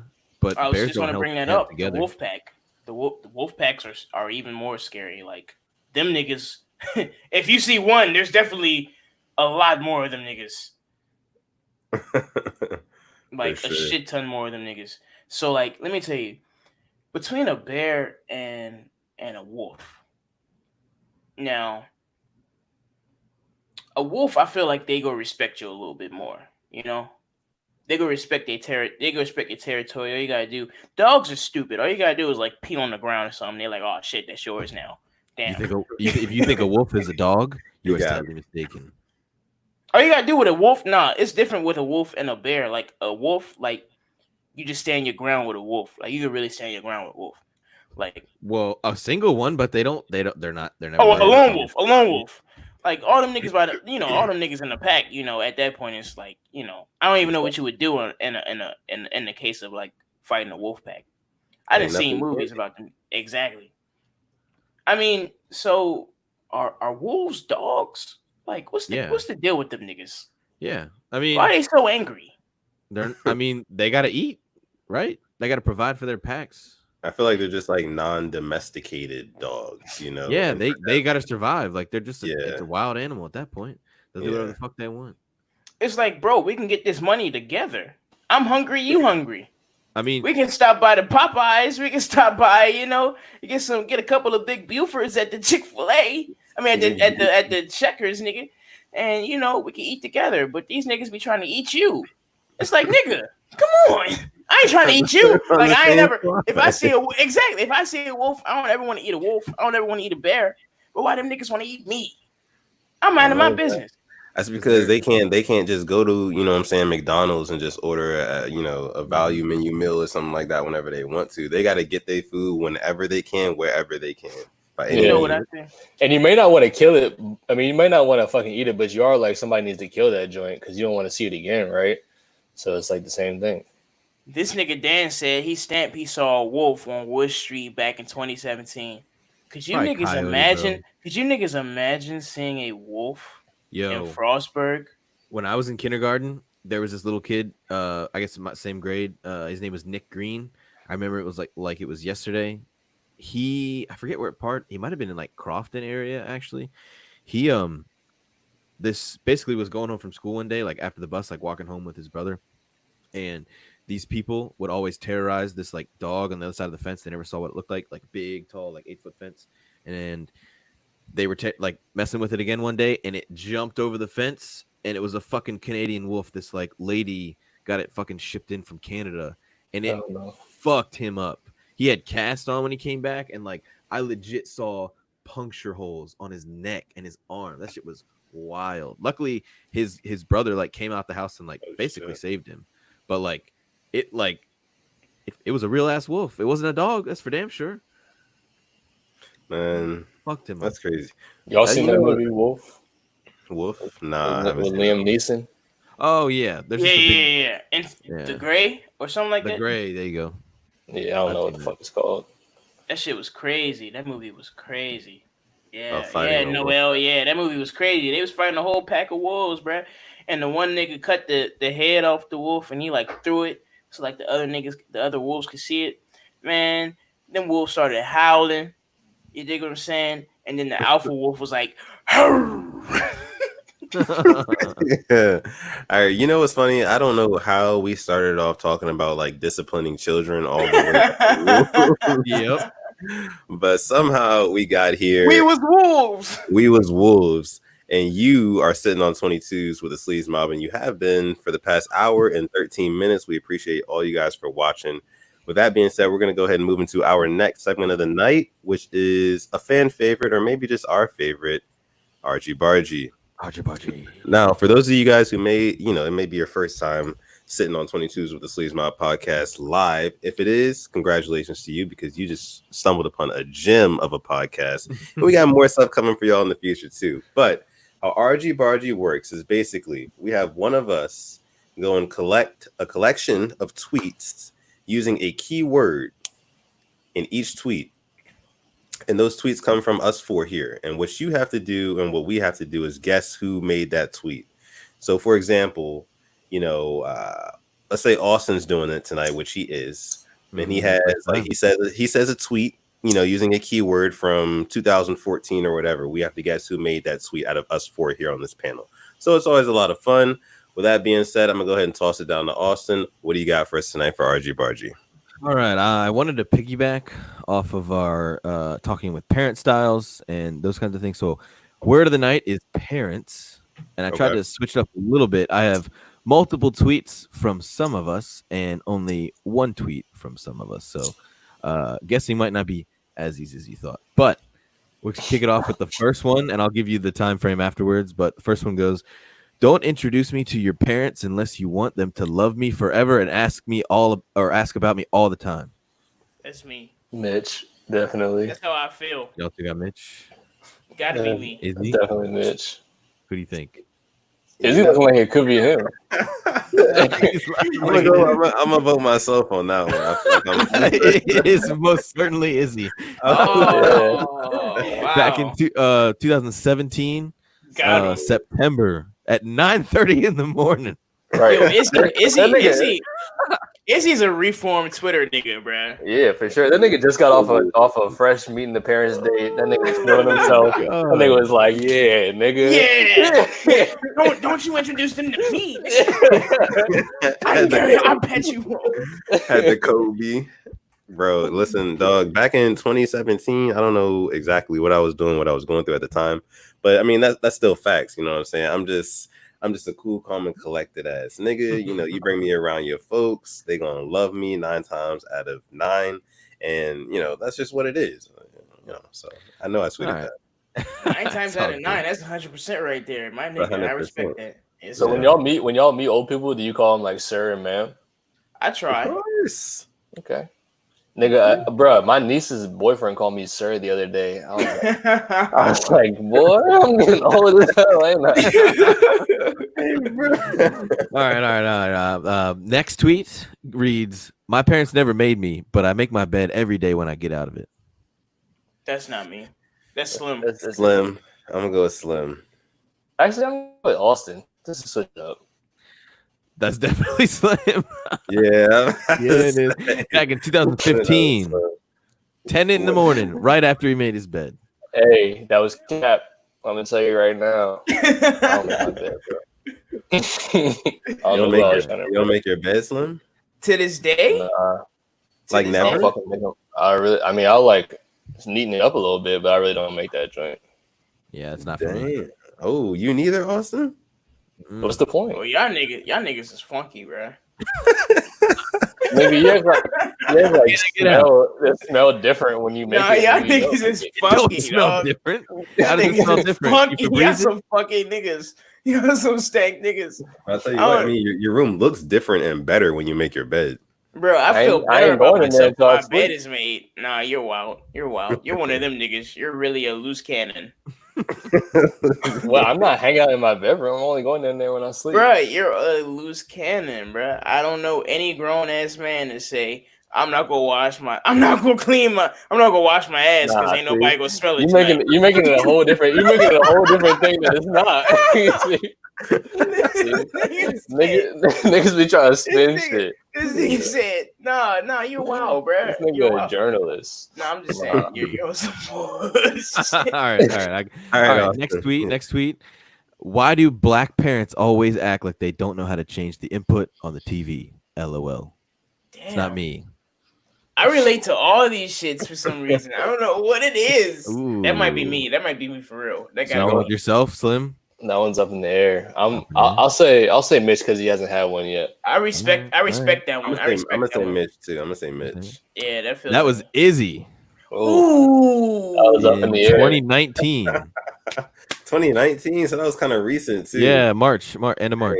Right, Austin is getting us tonight. That's what I'm talking about, Austin. fucking us up, look. Yeah, you're getting us. Usually we know. We don't know tonight. That's good. I mean, but that's just facts, though. That's facts. Like black parents always act like they don't know nothing about nothing technology-wise, you know, and it blows me. But yeah. All right, next one is short. It's autocorrect is like a third parent. Austin. I respect that again. Austin. Why do all these make sense? Y'all say Austin. Mitch, what do you say? I say me. It is you. Yes. Wow. I haven't gotten one right yet, bro. Back in 2015. August at 12 in the morning. Who you I be lonely, nigga. I be in my feelings. I'm finna call somebody after we finish with this one right here. I'm finna call somebody and vent to him. Slim, you look weird, nigga. You was talking fast and shit, wasn't you? You was pillow talking. You was like, I love you. He's like, damn, I said the wrong thing. Hey, ladies, this nigga Slim don't make his bed. So if you go over there, nigga, I'm married. I don't give a fuck. Ooh. Oh, so I'm the White Slim Jenkins, the current edition. Yeah, man. Don't give a fuck about that. Damn. Why does that hurt me so much? Oh my god, I hate hearing it. Let's go to the next one. I'm about to get emotional. All right, I got you. All right, next one reads, I can't remember exactly what they said, but I'm pretty sure it was along the lines of, in quotations, don't tell your parents you saw us here, end quotation. Austin. Wait, what was the full tweet? Hold on. All right, full tweet again. I can't remember exactly what they said, but I'm pretty sure it was along the lines of, and in quotations, don't tell your parents you saw us here. Let's use context clues here, guys. Raise your hand if you ever said along the lines. Okay. It's Austin. it's Austin. All right, more things I know that are just white. Okay, that was me. Yeah. Along the lines. Come on. Along the lines. It was along the lines. We got you red-handed. Something along the lines. Yeah, wait, the end of y'all say. Along the lines. It was along the lines. Funny story about that tweet though. I was actually out in downtown Annapolis and I saw my neighbors who were like turning 50 and they got really drunk and they actually got us some drinks, which was awesome. But they were hammered and they were like, oh, don't tell your parents you saw us here. I was like, oh, okay, I don't give a fuck. Like what? Well, it was something along the lines of that. It was along the lines of that. Something along the lines. You're goddamn right. All right. And my last one today is don't buy your fucking 12-year-old sons BB guns. I don't know why parents need to be told that shit. Damn. Izzy. Slim. That's Austin. Okay, so Slim, Izzy, and me. It's Austin. I know this is Austin. Oh, you do? How much you want to bet? I don't want to bet anything. But Yeah, you don't. That was you, homie. Fuck. 2014. What? Say it again. I didn't get one right today. The whole thing? You want to hear it again? Say it again one more time. Don't buy your fucking 12-year-old sons BB guns. I don't know why parents need to be told that shit. Damn. Nigga, that's when Tahir Rice probably got killed. See, you about to take it back to the first point. You didn't play with BB guns when you was a kid? I did not, nigga. I played with Water Nerf guns. Definitely mad water guns. I'm talking about Super Soaker 800, 850. Had all the models. Yeah, we had all the models. Every edition. We had every edition. We was fucking shit up at the cookouts. But yeah, man. BB guns are dangerous. Hey, speaking of BB guns, we need to paintballing. Y'all start being hoes about it. Like, you scared of some BBs? How are you not scared of paintballs? Oh, fuck let's you go. up. Oh, come on. All right, let's not do that. Let's do something. You ready to step into battle? Give me 2 months. I'll get a girlfriend and we can all go on a quadruple date. Slim, we've been on a date before, you and me, and our girlfriends. Good times. Those were good times. That was what we were talking about. The fucking when this nigga was scary again, and the fucking that was like episode 4, and Yeah. that was a great time. So guys, we need to link up with the feet. I don't have one, but I will. I will not. Okay, come on. Let's go to the next one. We're done with the Archie Bargy tonight. That's been Archie Bargy. That's all I got. Yeah. That's been Archie Bargy for the night. That was a good one, Austin. That was a really good one. No, you did a good one. Shout out to you. Yay! Austin, do it again next week. It's funny because when I was looking through the tweets, I was trying to find ones that would sound like you guys because I felt like all the ones I was looking at were like general as fuck. So I guess I went in the other direction. That was really good though. I mean, usually it's like kind of clear, but that one you had me on my ass that time. Good shit. Good shit. The further back you go, the more confusing it is. Like if I tweeted it like 2 months ago, like I'm gonna know I tweeted that shit. Right. Yeah. Right. Yeah. Hell yeah. Yeah.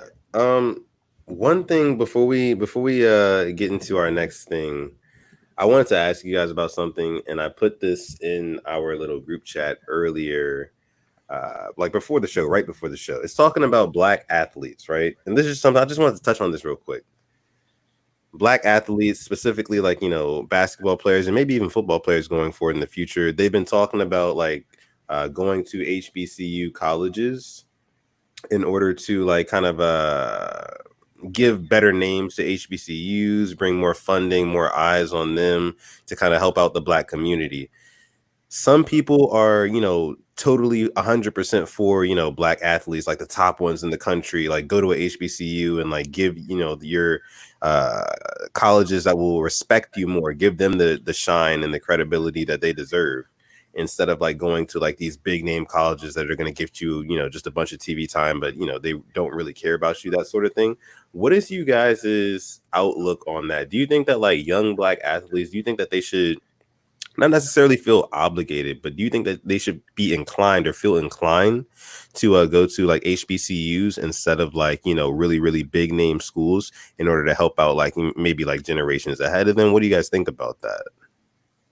I think going to HBCUs is like a very good thing if you want to like have your kid be around people that look like them and like and professors and teachers that really should want the best for them because they're the same color as them and they want all of that stuff. But if I'm a parent, I'm gonna tell my kid to go to the fucking Power 5 school, go to Duke, go to UNC, go to Georgetown. That's still a black school, because that's gonna put you in front of the fucking, if you're like an athlete, like the context that I'm thinking about, which is like an athlete, a D1 athlete, and you want to go to the highest level that you can one day. I'm saying go to a Power 5 school, play against the best people, have the best facilities in the world. Like you have professional facilities, like put yourself in that environment because you're going to the next level.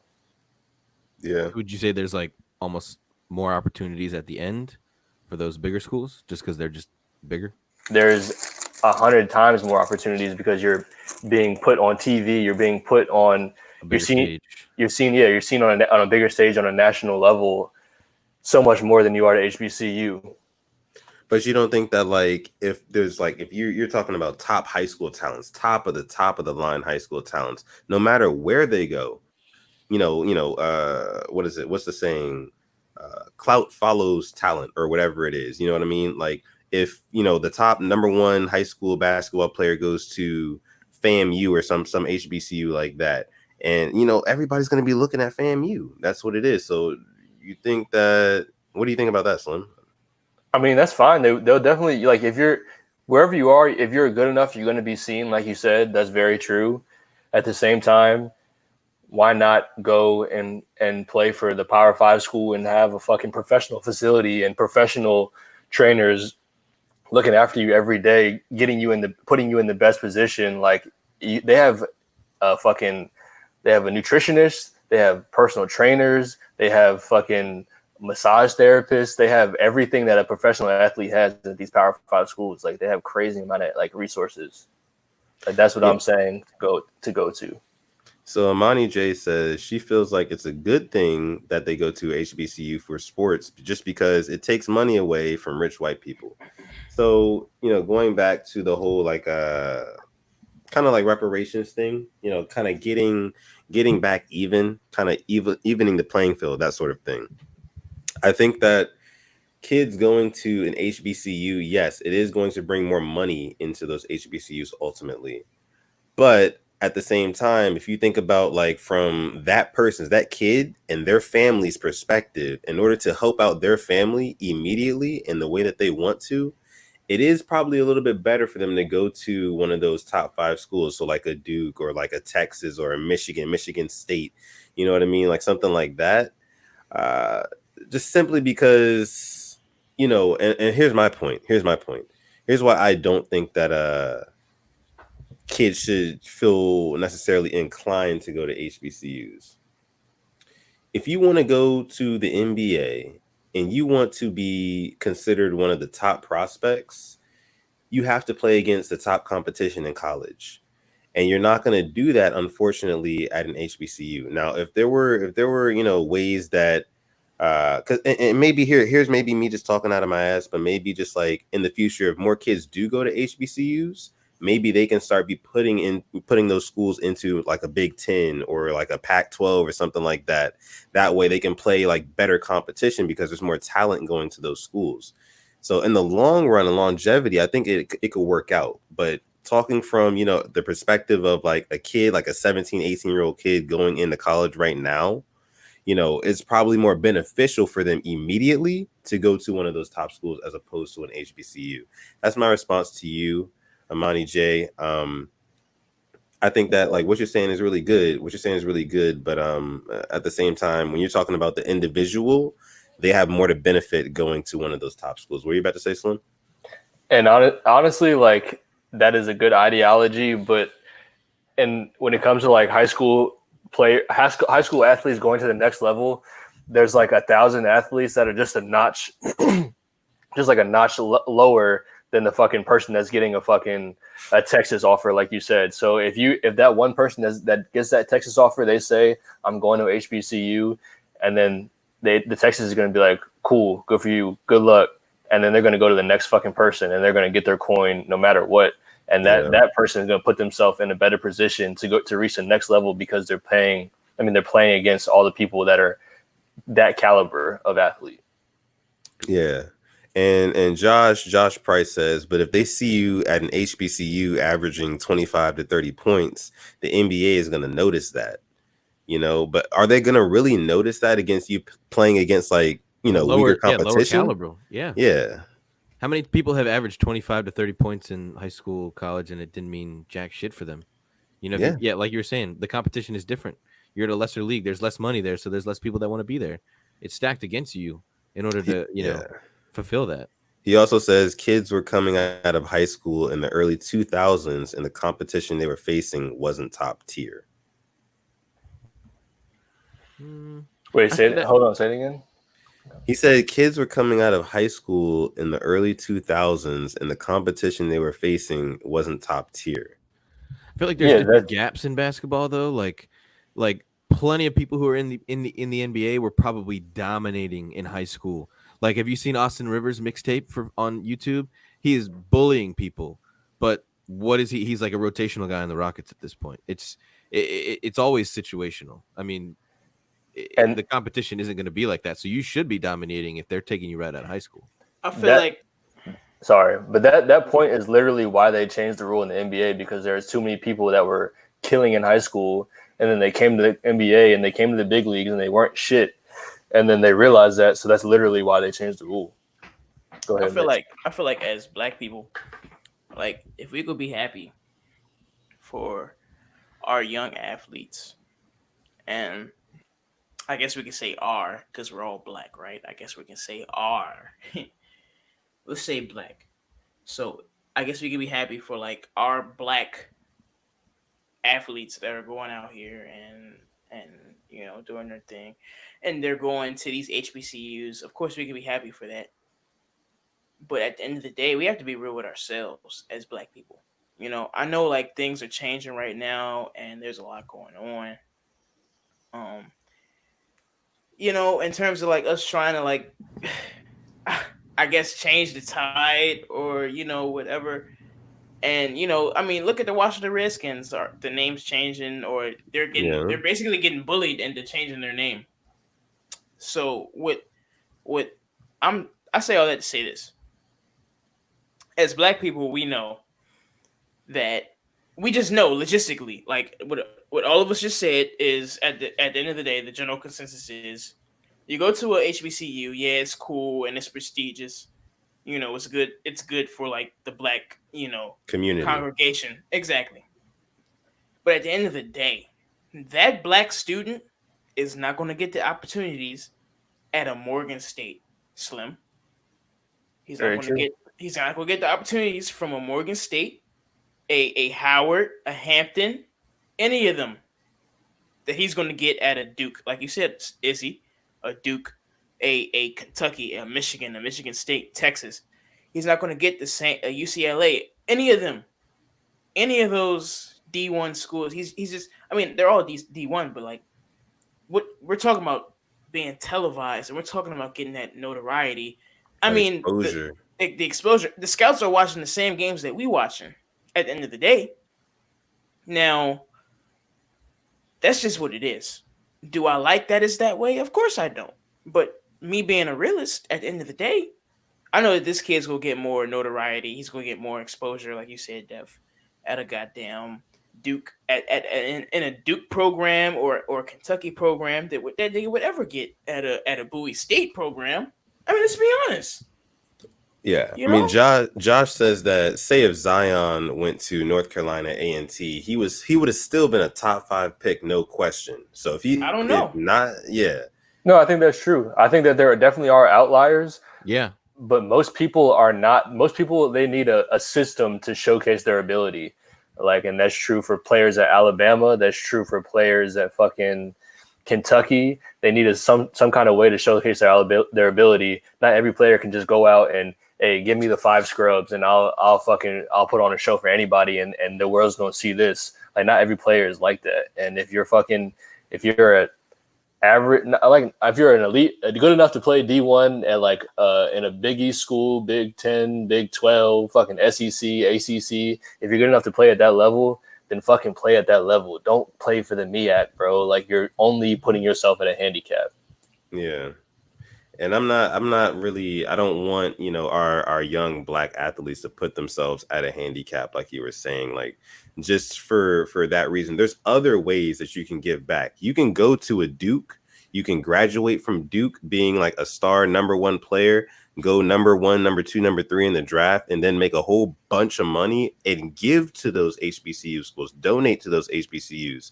You know what I'm saying? Do it that way. Of course, you're going to have like a bunch of talent that goes to those schools anyway.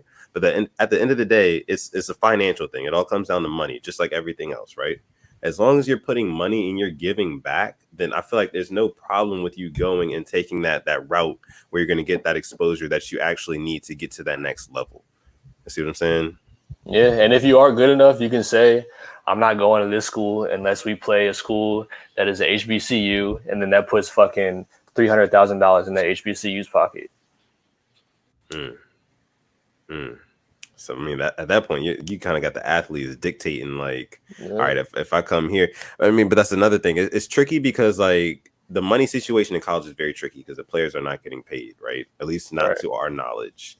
So it's kind of difficult to say, like, for an athlete to come in, no matter how good they are, just kind of to say like, hey, because not only are you telling your college you have to play so-and-so, you're telling CBS you have to televise this game against this HBCU, on this day because we have this player on the team.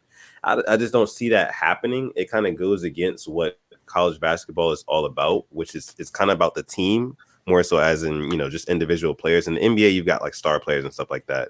But in college, of course, you still have star players in college, but it's more so about the team. You can have people that aren't like necessarily stars, but as long as they work as a cohesive unit, they're really, really good. But like I say all that to say that like you shouldn't really have to have like black athletes going to HBCUs in order to, advance, I guess you can say, like the black community or the black college, the HBCU community. You can give back by going to the NBA, getting a Nike endorsement, getting a 5-year, however $1 million deal, and then giving back to those schools. So, yeah.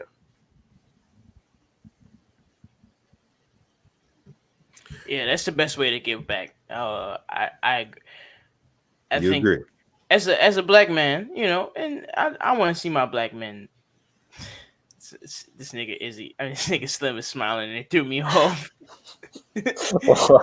but I just feel like as a black man, like don't let other people persuade what you think is going to be the best, opportunity for you. If you think you can have a better opportunity at a Duke, obviously, nigga, man to man. Everybody not watching this. If you listen to this right now and you trying to think about should I go to Duke or fucking Howard, nigga, go to Duke, right now. Go to Duke right now. So, but that's just my opinion. And unless you're Zion. Unless you're a Zion, but you're not Zion. Because if you were Zion, you would be watching this. So that's what I'm saying. So look. I don't give a fuck what everybody else think. At the end of the day, I'm a human being. And as a human being, I'm telling you, I know what's best for you. And what's best for you is to go to one of these programs that's going to give you the best shot to get to where you want to go. And right now, in this moment, sure, if Hampton or Morgan State was what we want it to be, because of course, what I love to see, don't test me on my blackness. What I want to see Morgan State or or a Hampton or Howard, be the best schools or the best collegiate schools for an athlete to go to. Of course I would want to, but I can't. It's just not reality. Since I'm living in reality, nigga, go to where you can go in order to get that motherfucking money. And I think that's what we're all trying to say. And that's nothing against my people, our people. We want the historically black colleges and universities to succeed as much as they have been, nigga. But in between time, let's keep it a band. You guys do what you want to do at these goddamn D1. All of them are D1, but you get what I'm saying. Go to these more prestigious goddamn collegiate programs, and that's just what I got to say on that. And Izzy, you wearing a long sleeve Nautica shirt today, man. And I am. What's the temperature in the house? Bro, think he yachty. He said he yachty. Shout out a little boat. I don't know what the temperature is in the house. This nigga so fucking passive aggressive. See, you can't even say shit to this nigga because he just gonna play it off real quick. But let me talk about this nigga. Slim real quick, man. Oh, fuck out of here. Slim, where you at right now? I'm at my girl crib, bro. Damn, undisclosed location. It's so real. All right, I'm done with that. Slim at his girl crib. We throw it. Hey, as a unit, we throw in a white flag. Send in your applications to me right now at Baby Got Mitch. Everything on the Mitch. That's why this nigga try to promote his DM so much. This nigga be like, hey, DM me if you like this segment of the podcast. DM me right now. Hey, yo, DM me at Baby Got Mitch. If you want to go on a camping trip with me and the bros, I need somebody. All right. Izzy, what are we doing? All right. So, the next thing that we have, our guy Austin here, right? We had him on last week. He's an original member of this show, believe it or not. I know we didn't have him on here for like 5 episodes because he was moving into a new house, had to get his internet. He's got it now, so he'll be here going forward. This is the second episode we have him back, so this is the second episode we're gonna have Austin's Corner, aka Shire's Corner. We want to know what he's been thinking about. We want to know what he's been up to, what's been tickling his mind and fantasies. Let us know, Austin. What's good? Oh damn, we're losing Mitch. Waiting him. Because I was gonna just Mitch switch it up this time. Now he's flicking us off. Oh, all right then. Now come back. Quick note: Dan is a thought for having the string lights in his room. We would have guessed. Oh damn! Yeah, get back on the headset. Oh damn! Yeah, the string lights. That nigga's a thought, bro. Yeah, but hold on. I wanted to do something differently and have a little fun to end the podcast tonight. And I want to read off some food items to you, okay? And you can prepare them however way you want, but you got to tell me yes or no. Are you eating this?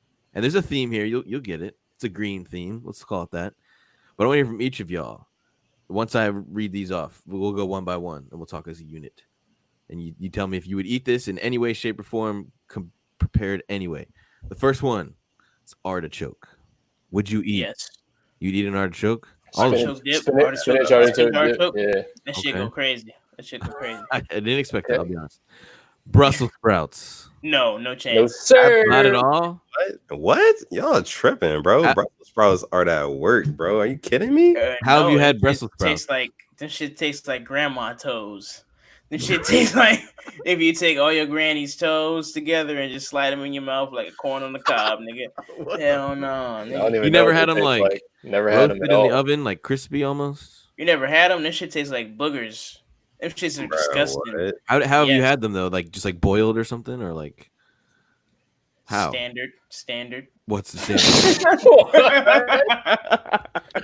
That ain't an answer, nigga. Standard. So I like Brussels sprouts. It sounds like Izzy does too, but I only like them cooked a certain way. If you just like steam them or something, I'm not. Man, this shit tastes like old man breath. Yeah, If they taste like they smell, then I'm not fucking with it. Yes, they do. They taste exactly how they I mean, a smell. little bit, but like fucking with on it. how you prepare They're them. not cabbages. Them shits is asses. All right. We'll move on to the next one. Asparagus. Oh I'll eat yes, asparagus. You'll eat that's asparagus. my shit right I there. feel like asparagus is kind of close to Brussels sprouts in the taste. Nah, put them hoes on the grill. They are like literally, That's what bro. I'm saying. Like Brussels sprouts are literally just like balled up asparagus. That's all it is. Cap. Yeah, it's kind of weird to me. Well, no, well, you know what? It's cap. It's a little cap. different. But if you had like roasted like Brussels sprouts, those are good. Y'all eat cabbage? Of course. I don't eat cabbage. If you eat cabbage, then you should like Brussels sprouts. Like, come on, dog. Bruh, Yeah, the way you cabbage is different, nigga. Y'all be eating sauteed cabbage? You ever had sauteed cabbage? Nope.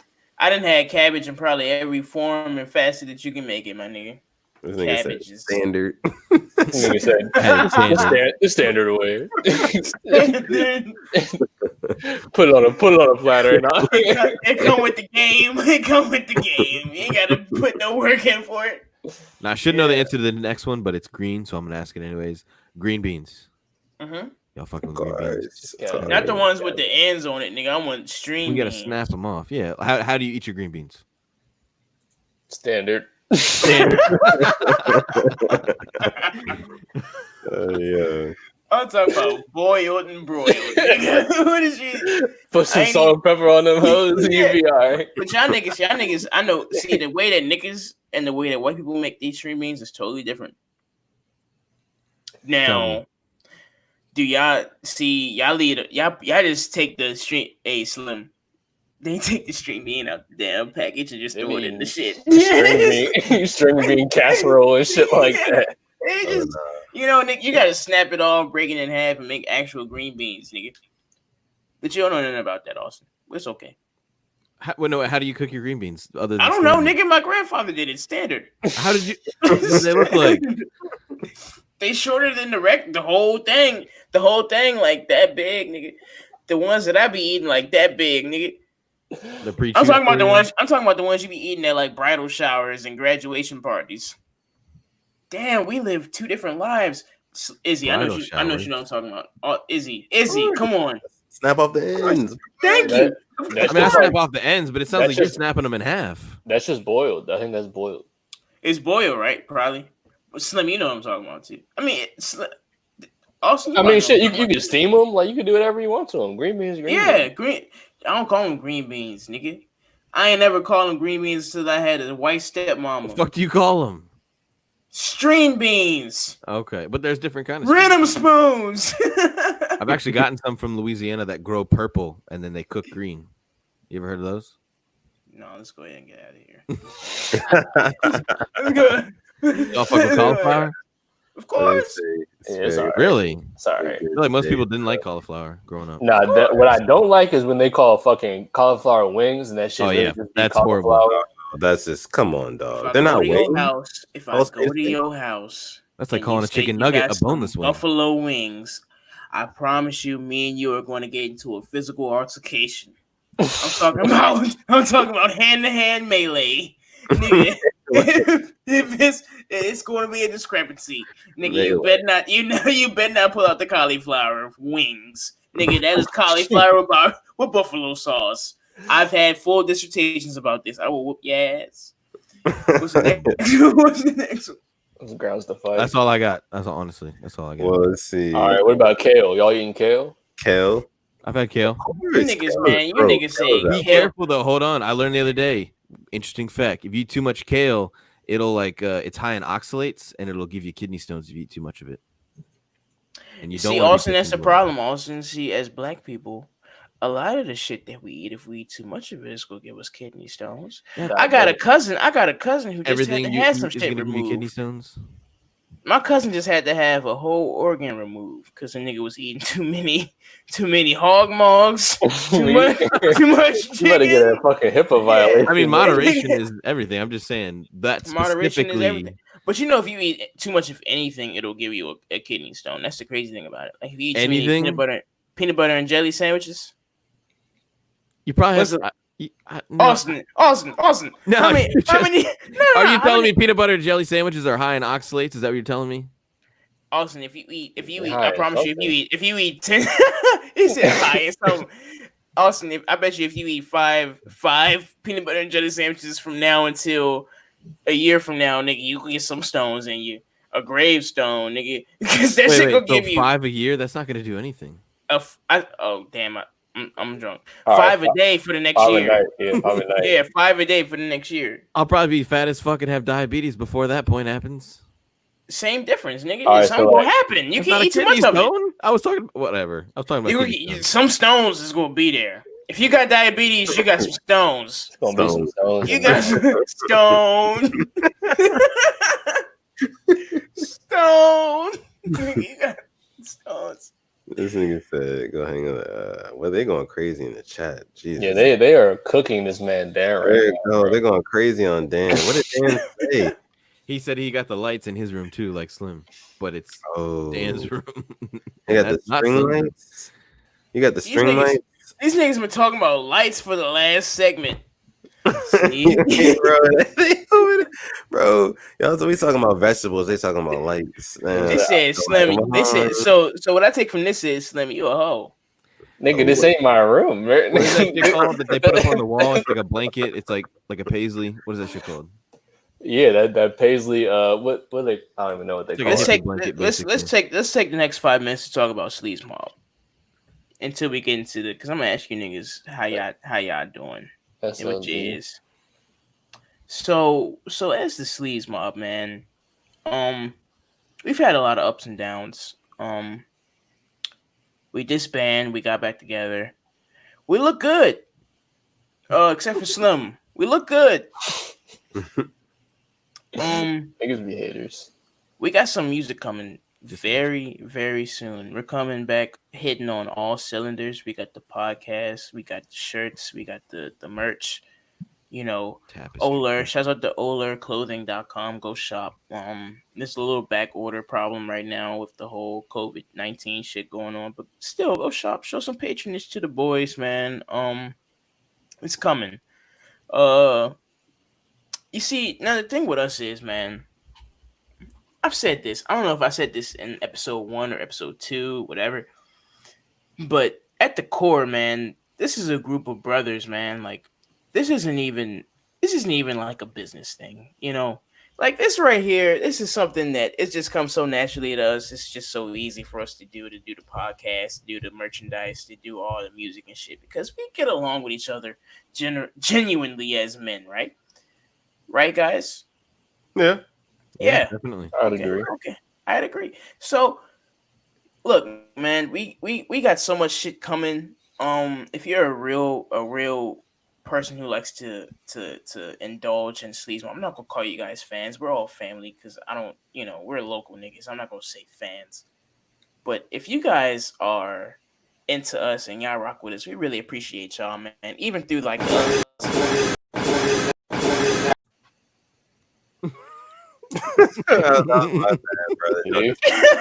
Rich is so blown. We got you.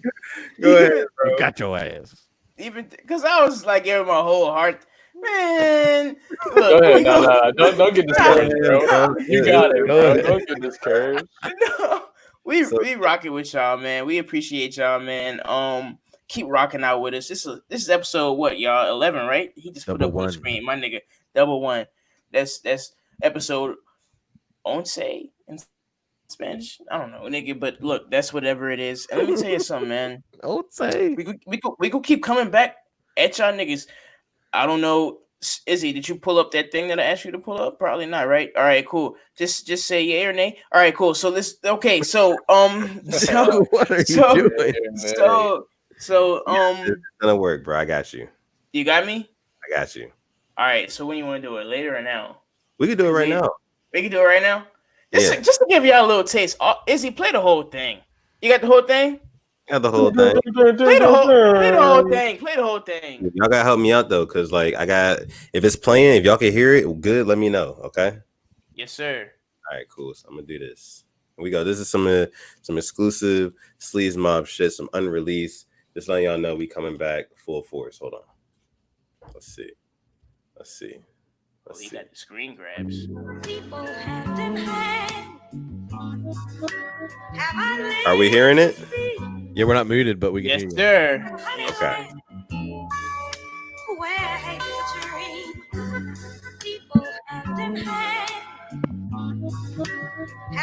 know you thought that we were gone for good. But we're still on 22s. Still. She wanna fuck me, but I'm straight out the gym. My dick stink, this bitch don't comprehend. That's worth the She wanna fuck me, but I'm straight out the gym. My dick stink, this bitch don't comprehend. I tell a bitch to back and give me 5. And I don't like to drive, but my niggas ride. That's no lie. And this ain't no pistachian, but we can get it crackin'. And yes, I am aware that we some has-beens, but you can kiss my ass. A dozen flows is in my stash. Got a long dick, extended max. And I don't like to brag, but my shit I'm gonna pop. You say you got a bag, but I spent that on some socks. See, you the type of nigga that's gon' fake around the hoes. And you ain't pulling shit with me, I get them by the load. And yes, I am the shit, the pistol stitch, the whole commode. These bitches throwing hissy fits, I tell them I ain't home, I let them know. It's crazy. That flow on more than like baby. Have I lived to see the milk and honey land where hate the dream? People And I can't even approach you. I can't. Candle, come here, let me coach you. Yeah. Still. She wanna fuck me, but I just hit a friend. The bitch is going, so I give it a slim. That's worth to him, She wanna fuck me, but I just hit a friend. The bitch is going, so I give it a slim. I tell the bitch to ease up if she play me close. And she won't leave me alone, but we can't elope. This ain't a joke, I gotta keep like 2 bitches on call. And they gon' cut their hair cause they know I like them bald. And with the bitches, it's a lot of flirting involved. But dog, fuck all this flirting, bitch. I'm trying to get them draws. I want that Uchi Wally. Bend it over, push your poppy. Give me pussy, then while out and give it to my posse. And I won't hit you in the morning and I don't text back when the conversation's boring. And yes, I am on fire, burning up, bitch, I am scorching. If you don't suck and fucking make me bustin', I'm aborting, that's horseshit. Yes, sir. Let me tell you something, man. That's the first song I recorded in 3 years. That's Rest in hard. peace to Baby Burns, man. And that's some of the realest shit that I spit. You feel what I'm saying? Every line in that, ain't no fabrication in that shit, is he? You dig what I'm saying? Niggas don't be lying in their raps. Niggas just tell the truth, not a bar. You can't find nothing that we lying in. No So cap. look, I say all that to say this. Keep rocking out with us, man. New music is coming real soon. New content is coming real soon. We could be famous. I don't know. It's just as simple as that. I mean, it's just as simple as that. I'm not gonna even say famous. No, we could be famous. I'm not gonna say not gonna be. We could be famous. Yeah, we could be famous. You could be the whole shebang. So shout out to y'all, man, for sitting on 22s, episode 11, man. And before we get to going out of here, man, I just want y'all to get to know us a little bit better, man. We do this thing, or I just want us to relate to the people a little bit more, episode in and episode out. So Austin, man, you were gone for a little while, and you're back. This is episode 2 for you being back, and we're glad to have you back, man. And we love you, man. I can't wait to see you again. I know you. See, that's the problem. I know you, but we talking about the people out here that's watching us. What kind of guy are you, Austin? Who are you? All right. Well, for today, I'm a MacBook kind of guy. I think everybody is here as well. I think they're so much easier to use. That like the format is just so awesome. I'm a MacBook kind of guy, and I'm never going back. Never going back. Never going back. Book. Always MacBook. I respect that. You my nigga, man. So Slim with the Adam's apple, man. I just want to know, man, what kind of guy are you, bro? Because you in your girl's crib with the stream lights. I see these stream lights glowing. Happen to be like moments Go passing. ahead, break it down. And I just want to know, man, what kind of guy are you, bro? I'm a I'm a see my niggas tweeted a selfie and it didn't get that many likes, so I'm a retweet and a like kind of guy, bro. That's a real nigga right there. That is a real nigga right there. You a charity case kind of guy. I'm a hey. Oh shit! Damn. I'm a hey, chill out. It's women on the timeline kind of guy, bro. I'm a hype you up kind of guy. That's a fact. And shouts out to you, man, because let me tell you something. Low confidence boots like that, you never know how far they go with a nigga. And I'm gonna get into that when it comes to my turn. But Def, before we get to me, man, what kind of guy are you, man? You know, and I hope I'm not like stealing your thunder here, Mitch, but I'm if you follow me on social media, you got 24 hours to follow me back. Listen, no less, no more. You got 24 hours. If I go to sleep and wake up the next day, see it tweeting on my timeline, I click the button and it don't say that you follow me, you're gone. Listen, I'm nobody's fan. You're out of there. Like, you're out of there. Cancel culture. That's it for me. You dig what I'm saying? So I'm that kind of guy. I'm petty. It may seem petty, but listen, bruh. Like, if you don't want to follow me, I don't want to follow you. I was extending an invitation to you as a friend. You know what I'm saying? Because that's all a follow is. If I follow you, it's just saying, like, hey, why don't we be cool? Why can't let's be cool? And if you don't follow me back, it means that you don't want to be cool with me. So I'm gonna unfollow your ass. That's what kind of guy I am. That is a fact. Respect it. And let me tell you what kind of guy I am, man. Now, me, baby cat Mitch, I'm a goddamn. Oh, so I'm gonna DM you, and you're not gonna say nothing back?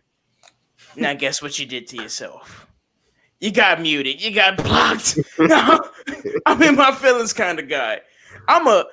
Hey, Def, who do you think you are kind of guy. like Slim.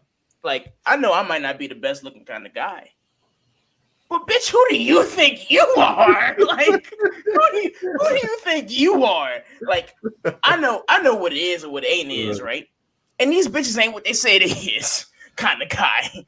You dig what I'm saying? These niggas, period. You know, people, period, man. I'm not gonna let you get the chance. I'm not gonna let you get the chance to curve me, kind of guy. Because I'm gonna send you the GIF. I'm gonna send you the one-liner, and if you don't respond, I dare you. I dare you not to respond, because guess what? Now you're dead to me, kind of guy. And I'm gonna take it personally, kind of guy. And I done said this on episode 8. I think I said I'm gonna recycle that because I just want y'all to reiterate, or I want to reiterate that I'm gonna take it personally every single time. You curve me, okay? If you acting weird. Because a nigga like me, okay, you don't curve niggas like me because I'm one of the good ones. Slim, Austin, I'm one of the good niggas. You dig what I'm saying? I'm a nigga who, once again, is sitting on 22s for episode 11, man. It's been a blast. I've had a great time tonight. Awesome time. I'm a kind of guy who's gonna tell you that we're gonna come back the next night and do an episode back to back, and not actually do it, kind of guy. Because you know, me and my niggas, we don't see eye to eye all the time in terms of like shits. And let me tell you something. I get drunk and I say some shit that I shouldn't say. So I apologize for episode 10, kind of guy. You dig what I'm saying? But I'm gonna be right back here with these three niggas for episode 12, kind of guy. And Wednesdays at 9. Wednesdays at 9. And let me tell you what you can do. Let's go around the table and tell them how they can see us more often, okay? And I'm gonna say you can log on to YouTube, log in with your own account using your Gmail, look up Sleaze Mob, and you go and see our video, and you can be a I like this podcast kind of guy / girl. Izzy, what else can they do? Yes. So if you're watching this live right now, Like this video if you have not already. It helps us out a ton. If you are not already subscribed to Sleaze Mob on YouTube, please subscribe to us. You can see us and find us on Instagram or Twitter at Sleaze Mob. It's been in the bottom little ticker down below. If you're listening to this podcast on SoundCloud, who knows, it may be on Apple Podcasts in a couple days, wherever you might be listening to this. Come back to our YouTube because that's how you get the full experience of sitting on 22s with the Sleaze Mob at Sleaze Mob on YouTube. Also, make sure you go and shop some olerclothing.com. RIP Baby B, of course. And you have been sitting on 22s with the Sleaze Mob for the past 2 hours. I'm going to let these guys go ahead and outro themselves in with myself, starting with my guy, Mitch. Where can they find you, bro? You can find me at Baby Gap Mitch. Hey, you know, I'm that nigga with the gap tooth. I'm the low-key rap dude, a.k.a. Smokey Gaucho, a.k.a. Alfred Miata, a.k.a. nigga, I got so many a.k.a.s. I can start a sorority with a step team. Nigga, make sure your ears and neck clean, a.k.a. Nephew Conrad. And I can con you, but you can't comrade. And this nigga beside me, / behind me, / underneath me. My homie, my right hand, my main man, Slim. Tell him what's good, man. Tell him what's going on. What's your name? What's your shit? It's your boy Slim Jenkins, aka Lord Broadus, everywhere and anywhere, aka Grandpa Giles, aka Pablo Espresso Bar, and I thank you all for listening for the past 2 hours, like my man Def said. Yeah. You can find me on Twitter at the Shire Man. It's Austin, aka Shire, aka Raging Cajun, aka there's a bunch of AKAs, but I'm not gonna do them because it's the end of the podcast. AKA Young Pogo Boy. What's good? Yes, sir. Good night. Yes, sir. And like I said, I'm your boy Sutton Def. And you, lastly, but certainly not least, because we love you all, you have been sitting on 22s with the Sleaze Mob for the past 2 hours. We'll catch you guys in the next one, which is episode 12, Wednesdays at 9. Engrave that into your minds. Wednesdays at 9. That's when we go live. We're going to catch you guys in the next one. We love you guys. Later. Peace. Oh, no, it's not letting me end it. Oh.